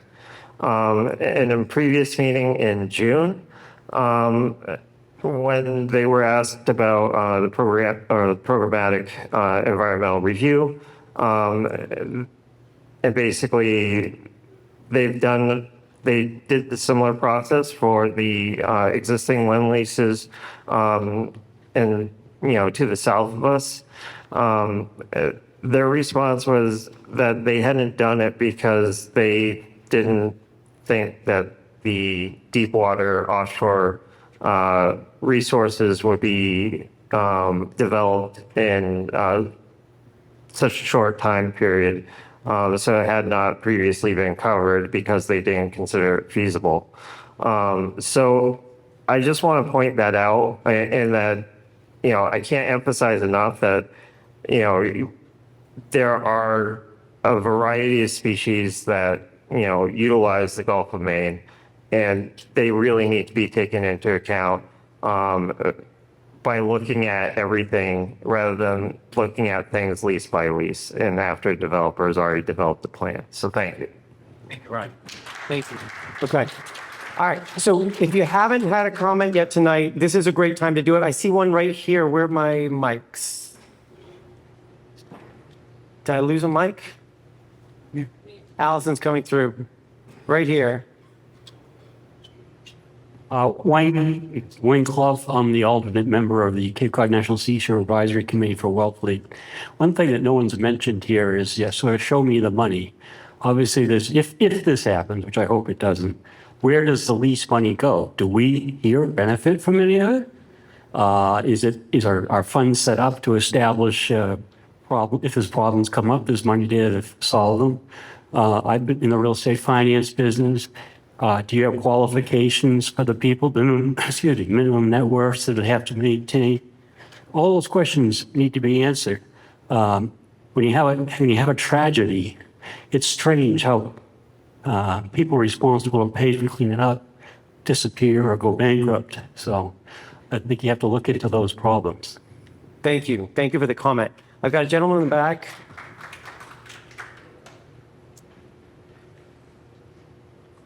Good evening. I'd like to introduce myself. My name is Doug Nelson. I live in Dennis. I've raised my family on Cape Cod, but I also happen to be, I represent 500 electricians here on south coast of Massachusetts, right here in this town, along with all across Cape Cod and the islands.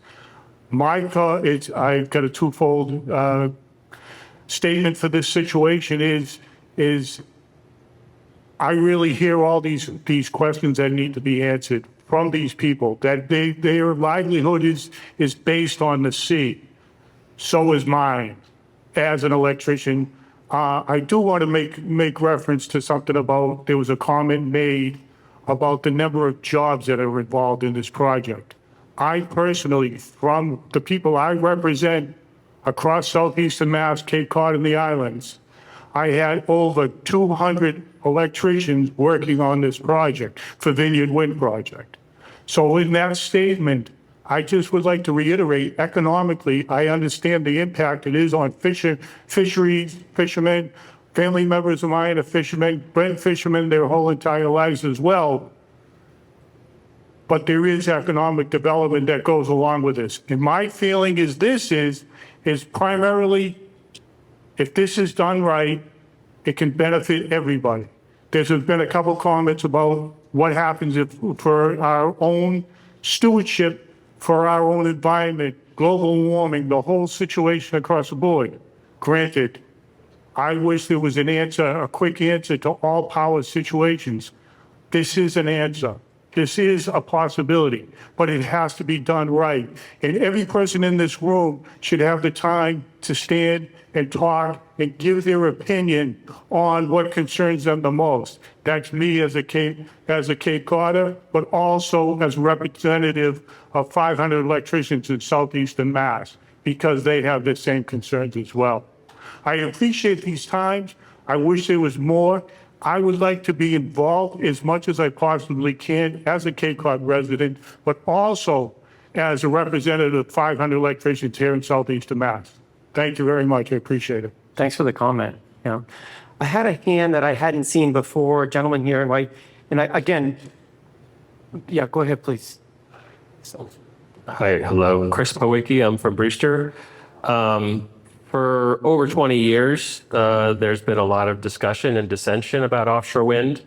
I'm a strong supporter of responsible development of offshore wind south of the islands and also off the Outer Cape. But I think that tonight's hearing or information session, listening session, whatever you want to call it, suggests that maybe we need to take a little bit of a step back. Again, I'm a huge renewable energy advocate. My main concern in my career and in my advocacy is addressing climate change. And offshore wind is the best solution for Massachusetts. It's the biggest solution, biggest contribution we have. But I feel like the state of Massachusetts has failed in not doing a proper job of getting this community involved. Tonight's meeting shows how much people want more engagement. And I would second the comment of the select board member from Wellfleet, Mr. Curley, asking about an environmental impact statement. I think there should be time spent doing a programmatic environmental impact statement before any money is put on the table by developers, because once the developers have their money on the table, the regime totally changes. And I encourage the state very strongly to ask BOEM to take a step back, to put the leasing process temporarily on hold, and think about this. These floating offshore wind turbines are not going to be commercially viable for 8 to 10 years. Why not spend 6 months, maybe 9 months, do a comprehensive programmatic environmental impact statement that addresses the full range of concerns here, and in parallel, the state working on the ground with local community representatives, select boards, fisheries representatives, environmental advocates, and climate advocates like myself, a full range of stakeholders, get the community fully involved so the community feels represented in this process, and meanwhile have the scientists at BOEM do a comprehensive environmental impact statement, and then come back to the table and look at, do these existing proposed lease areas make sense? They may well. Maybe there's time for adjustment, but let's do that adjustment on the front end instead of after developers have spent money and there's a different dialogue going on. Again, I really want to see responsible offshore wind development off the Outer Cape, but let's take a little bit of extra time to make sure that we have a full assessment of environmental impacts, not just of site characterization. The impacts are going to be relatively modest, but let's look at construction, commissioning, operation, and decommissioning. What we're finding with the Vineyard Wind 1 project, there's a lot of positive news, but also there are some issues during commissioning. Those questions need to be addressed before developers have a stake in the ground in lease areas off the Outer Cape. Let's just take a little bit more time, and it's really incumbent on the state to ask BOEM to take a step back, spend more time, do a deeper environmental impact statement, and address a lot of the questions that are here today, hear from the community in a much broader way, make sure the select boards, the fisheries representatives, the National Seashore Advisory Commission, all of these organizations have a chance to inform and influence the environmental impact statement and comment on it. And then after that process is done, go back and look at the proposed lease areas, maybe adjust them, and start the leasing process a little bit, take a step back and start it over. We're not talking about a huge delay, maybe 6 to 9 months, but 8 to 10 years is when projects are actually going to be commercially viable. Let's spend a little bit more time on the front end to make sure that the concerns here are addressed, because you know what's going to happen if people feel represented? Once developers have a lease in the ground, the process may well go more smoothly. And again, I'm a huge renewable energy advocate. I'm a huge advocate for offshore wind. But I think what this tells you tonight and what you've heard before is that there's an opportunity to step back, spend more time, do deeper environmental analysis. Thank you. Thank you. Thank you. If you haven't had a chance, I see your hand, but give me 1 second. If you hadn't had a chance to say anything tonight, this is a good moment to do that. And I'm conscious of people's time. Right here, if you can grab the mic. Yeah, thank you. Jeff Dykens, I'm a select board member down in Chatham. I guess I have 3 points, or actually 3 questions as well. Number one question is, are these floating platforms ever been tested? Is this new technology? Who is using this right now in the world, if you will, and can we learn from them? Number two, you mentioned a compensatory fund for fishermen. How do you know how to size that? Have you done a study on what the resource, what the value of the total catch is and from the Gulf of Maine for our fishermen from Cape Cod? You guys don't have a clue on how much this is worth to us. Never mind the tourism dollars that flow here. So how are you going to size that fund? And the third is, how can you possibly imagine getting to the substation in Sandwich or the substation in Plymouth because of the new plant there and the substations in Sandwich without messing with the national sanctuary? How are you possibly going to do that? You're going to go around it? You're going to go under it? You can't go over it. So how are you going to get to the sanctuary to get the transmission lines back stateside, onshore?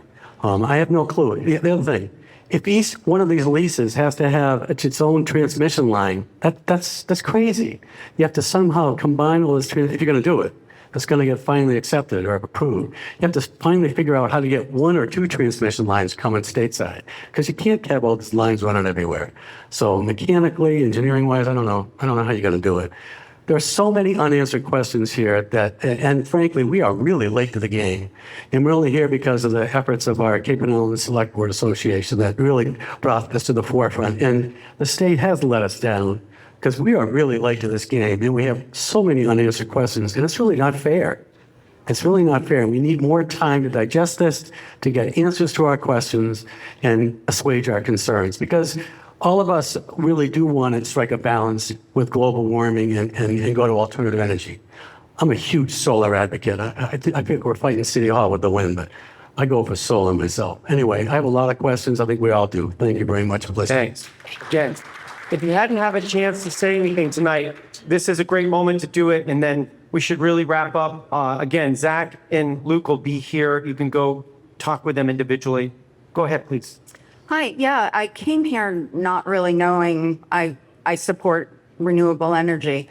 I guess my concern with your presentation was if you've had these comments opened and you've had these meetings, my guess is you've heard these comments, these questions, these concerns. I would have hoped you came here tonight with some answers instead of just hearing us again with these questions and saying, we want to hear your questions. Well, it sounds like you've heard them, you've gotten them. Why aren't you coming with answers? That would have educated me a little more and made me feel a little more comfortable with what you're doing. What I'm hearing tonight is terrifying. There's no future for these fishermen, let alone our children who might be fishermen. And not even that, just our oceans. Educate us on the upside of what you're doing. You should have come with some answers, in my opinion. Thanks for the comment. Yeah. I see a hand right here. I'm Heather Swenson. I live in Centerville, Massachusetts. So my thing is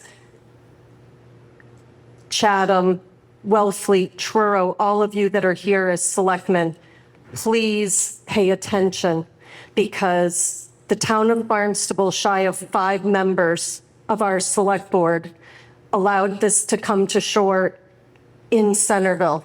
So don't let these people say, oh, it's going to bypass and go along. They're going to come, once they get out there, they're going to take the easiest path to get to land. We have 3, 4 substations. One of them is 10 acres, a half a mile from my home, being proposed to be built, and they signed off all of the agreements to allow it. We have 2 more. Every single one of them is on top of our sole source aquifer for the entire Cape. So even though this is all for what's happening in the water, they're going to come to your town and knock on your door, and they're going to say, oh, we just want to run a cable and we'll give you some money for it. The town can't give in. Please do not do to your town what Barnstable has done to us. We have 5 council members who are trying to stop it, but they are only 5 out of the rest of them. And we have been sold off. The town of Centerville is going to lose all of their 200-year-old trees because they're going to be digging cable lines for 4 miles straight up through Centerville from Craigville Beach to the top of Lake Wequaquet, on top of sole source aquifer, on top of our wellhead protection. And that's where 4 power stations, substations are going. And that water serves all of you too. Thank you for the comments. Okay. All right. I'm down to folks who have already spoken tonight, so I just want to be conscious of. Oh, you haven't spoken? I'm so sorry. Go ahead. Thank you. Christopher Lozon. I'm from Barnstable. To the point that was just made about the substations and the cable landings in Barnstable, you know, what happened in the town of Barnstable is a case study for the rest of the Cape. You need to pay attention to what's going on. You're saying the infrastructure doesn't exist in the Outer Cape to take this power in. It didn't exist in Barnstable either. They're building it. So that's kind of a misleading statement to make because it certainly could come through the Outer Cape. There are 2 things. I mean, a lot of great points were brought up. I think there's 2 major points that sum it all up. One is the lack of transparency. We've had all these select board members, assembly of delegates, supposedly on a task force for the past 5 years making these decisions. And they just learned about the whole thing a couple of months ago. So that's a huge problem. It's the lack of transparency. And, you know, boom, you're a bureaucracy. You're doing your job. I appreciate that. The state legislature really has let us down with this. But I want you to consider that your decisions affect everyone in this room. We live, work, and raise our families here. The decisions you're making are affecting our livelihoods here on the Cape. The second thing, I lost my train of thought on that now. The transparency and the just the fact that we're going headlong into these projects with inadequate data. It's been brought up repeatedly by the fishermen, by a lot of other groups. The data is not accurate or it's not being interpreted properly. I think we're moving way too quickly with this stuff. And what just happened on the South Shore in Nantucket proves that. That's a disaster. And that's just one. There's only 10 turbines operational out there out of a proposed 62, I believe, in Vineyard Wind. And we've already had a turbine blade break, just one. There's 3 on each turbine. So, you know, think about the impact of that and potentially 1,000 of these on the east coast of Cape Cod and what could happen if we move too quickly without determining what the impact is going to be. So I appreciate everyone's comments tonight, too. Okay, thank you. All right. All right, so I see a hand in the back that I haven't seen yet. Is that true? Apologize. Hi, my name's Tony Rogers. I'm here with the Massachusetts chapter of New England for Offshore Wind. I've been an advocate for wind energy for quite a while, and also of offshore wind energy.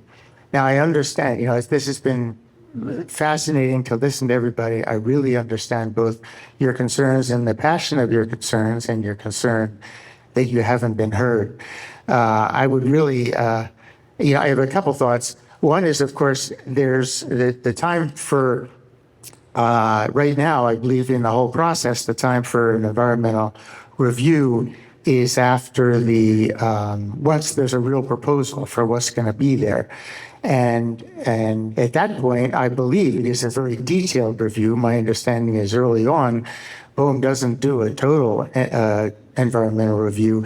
It does a preliminary one to exclude areas, and it's on the risk of the developers, but it is any environmental impact is going to have to be evaluated by independent people hired by the developers.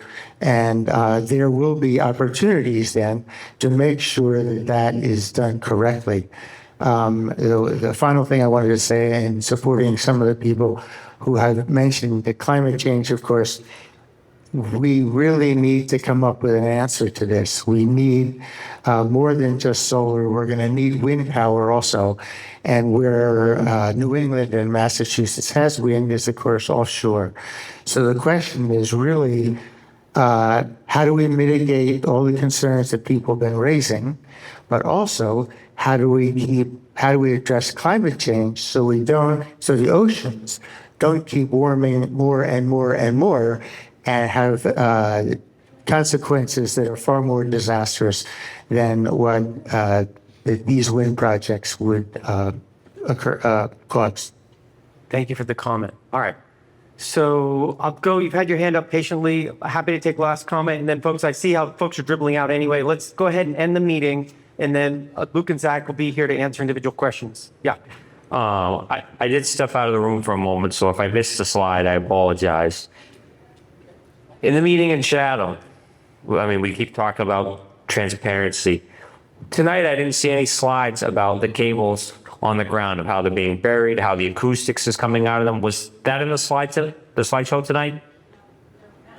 So if we're talking about being transparent, confuse me if I'm wrong, the same people led the presentation in Chatham. Why are we leaving slides out for the general public? I understand that the meeting in Sheraton was more centered towards the fishermen, but this is a much bigger audience, and I apologize I had to wait to the end to see all the slides before I made this comment. Why are we picking and choosing what we showed the general public? Yeah, that's a question for you, sir. Yeah, I appreciate the question. There's been a lot of questions tonight, and I can certainly turn this over to Zach and Luke if you want to wrap things up, answer that question and or other questions, and then let people that head on their way. But Luke, Zach, do you want to say a few things to conclude, including answering that question? Wait, without a mic, no one can hear though. I'll give you my mic. I think we're on the same game page here. No, you're looking for a slide. Yeah, this slide was in the virtual meetings. All this light blue area is where Brandy said during 2 of the virtual meetings, 2 cables from each lease area could land. That's all of the towns on Cape Cod. That's all the Cape towns. And who determines that? It's the wind energy company. Thanks. Okay. All right. So, Zach, some concluding words, some answers, and to wrap up. Yeah. Well, thank you again for coming out. A lot of great information. We've taken extensive notes. There's going to be a meeting summary. So start with thank you. I hear you about the slides, right? We had to strike a balance tonight. We had a lot of people in this room, and we understood that there were a lot of people that wanted to have their voices heard. We're not going anywhere. We did have to expedite some of the presentations to get back to taking comments and questions. Everything that we've presented publicly is available online. You know, all of the presentations, all the slide decks, all the backup slides, and we'll do the same for this meeting. So it's Sam, right? I'm not sure exactly which slide you're talking about. I'm happy to point out on the existing decks on the website where it is, though. My point is, though, that we to try to strike a balance to try to, hear from everybody, but also not spend so much time talking to you and going through every slide. So that was, I understand the frustration there, but that was the balance that we were trying to strike. We weren't able to get to, every question, every comment. We're going to stick around for a while. If anyone that wants to stay and come and talk to us, please do. This is not your last opportunity to provide comment or to ask questions. I'm so thankful that all of you came out and spent this time with us. I think that's probably where I'm going to leave it. Am I forgetting anything, Luke? Commonwealth? If folks want to explore with Zach and others additional slides, there are more slides in this deck right here. So folks can come right up and you can take a look at those and things like that. Same thing with some of the information around the room. the folks in the back who have all the data layers that go into what's happening here are in that computer in the back, and data layers can be pulled up about right whales or you name it. Zach, anything else? That's it for me. Yeah, I guess I'll just reiterate, thank you for everyone coming. Thank you for BOEM for coming out tonight. Really appreciate everyone participating.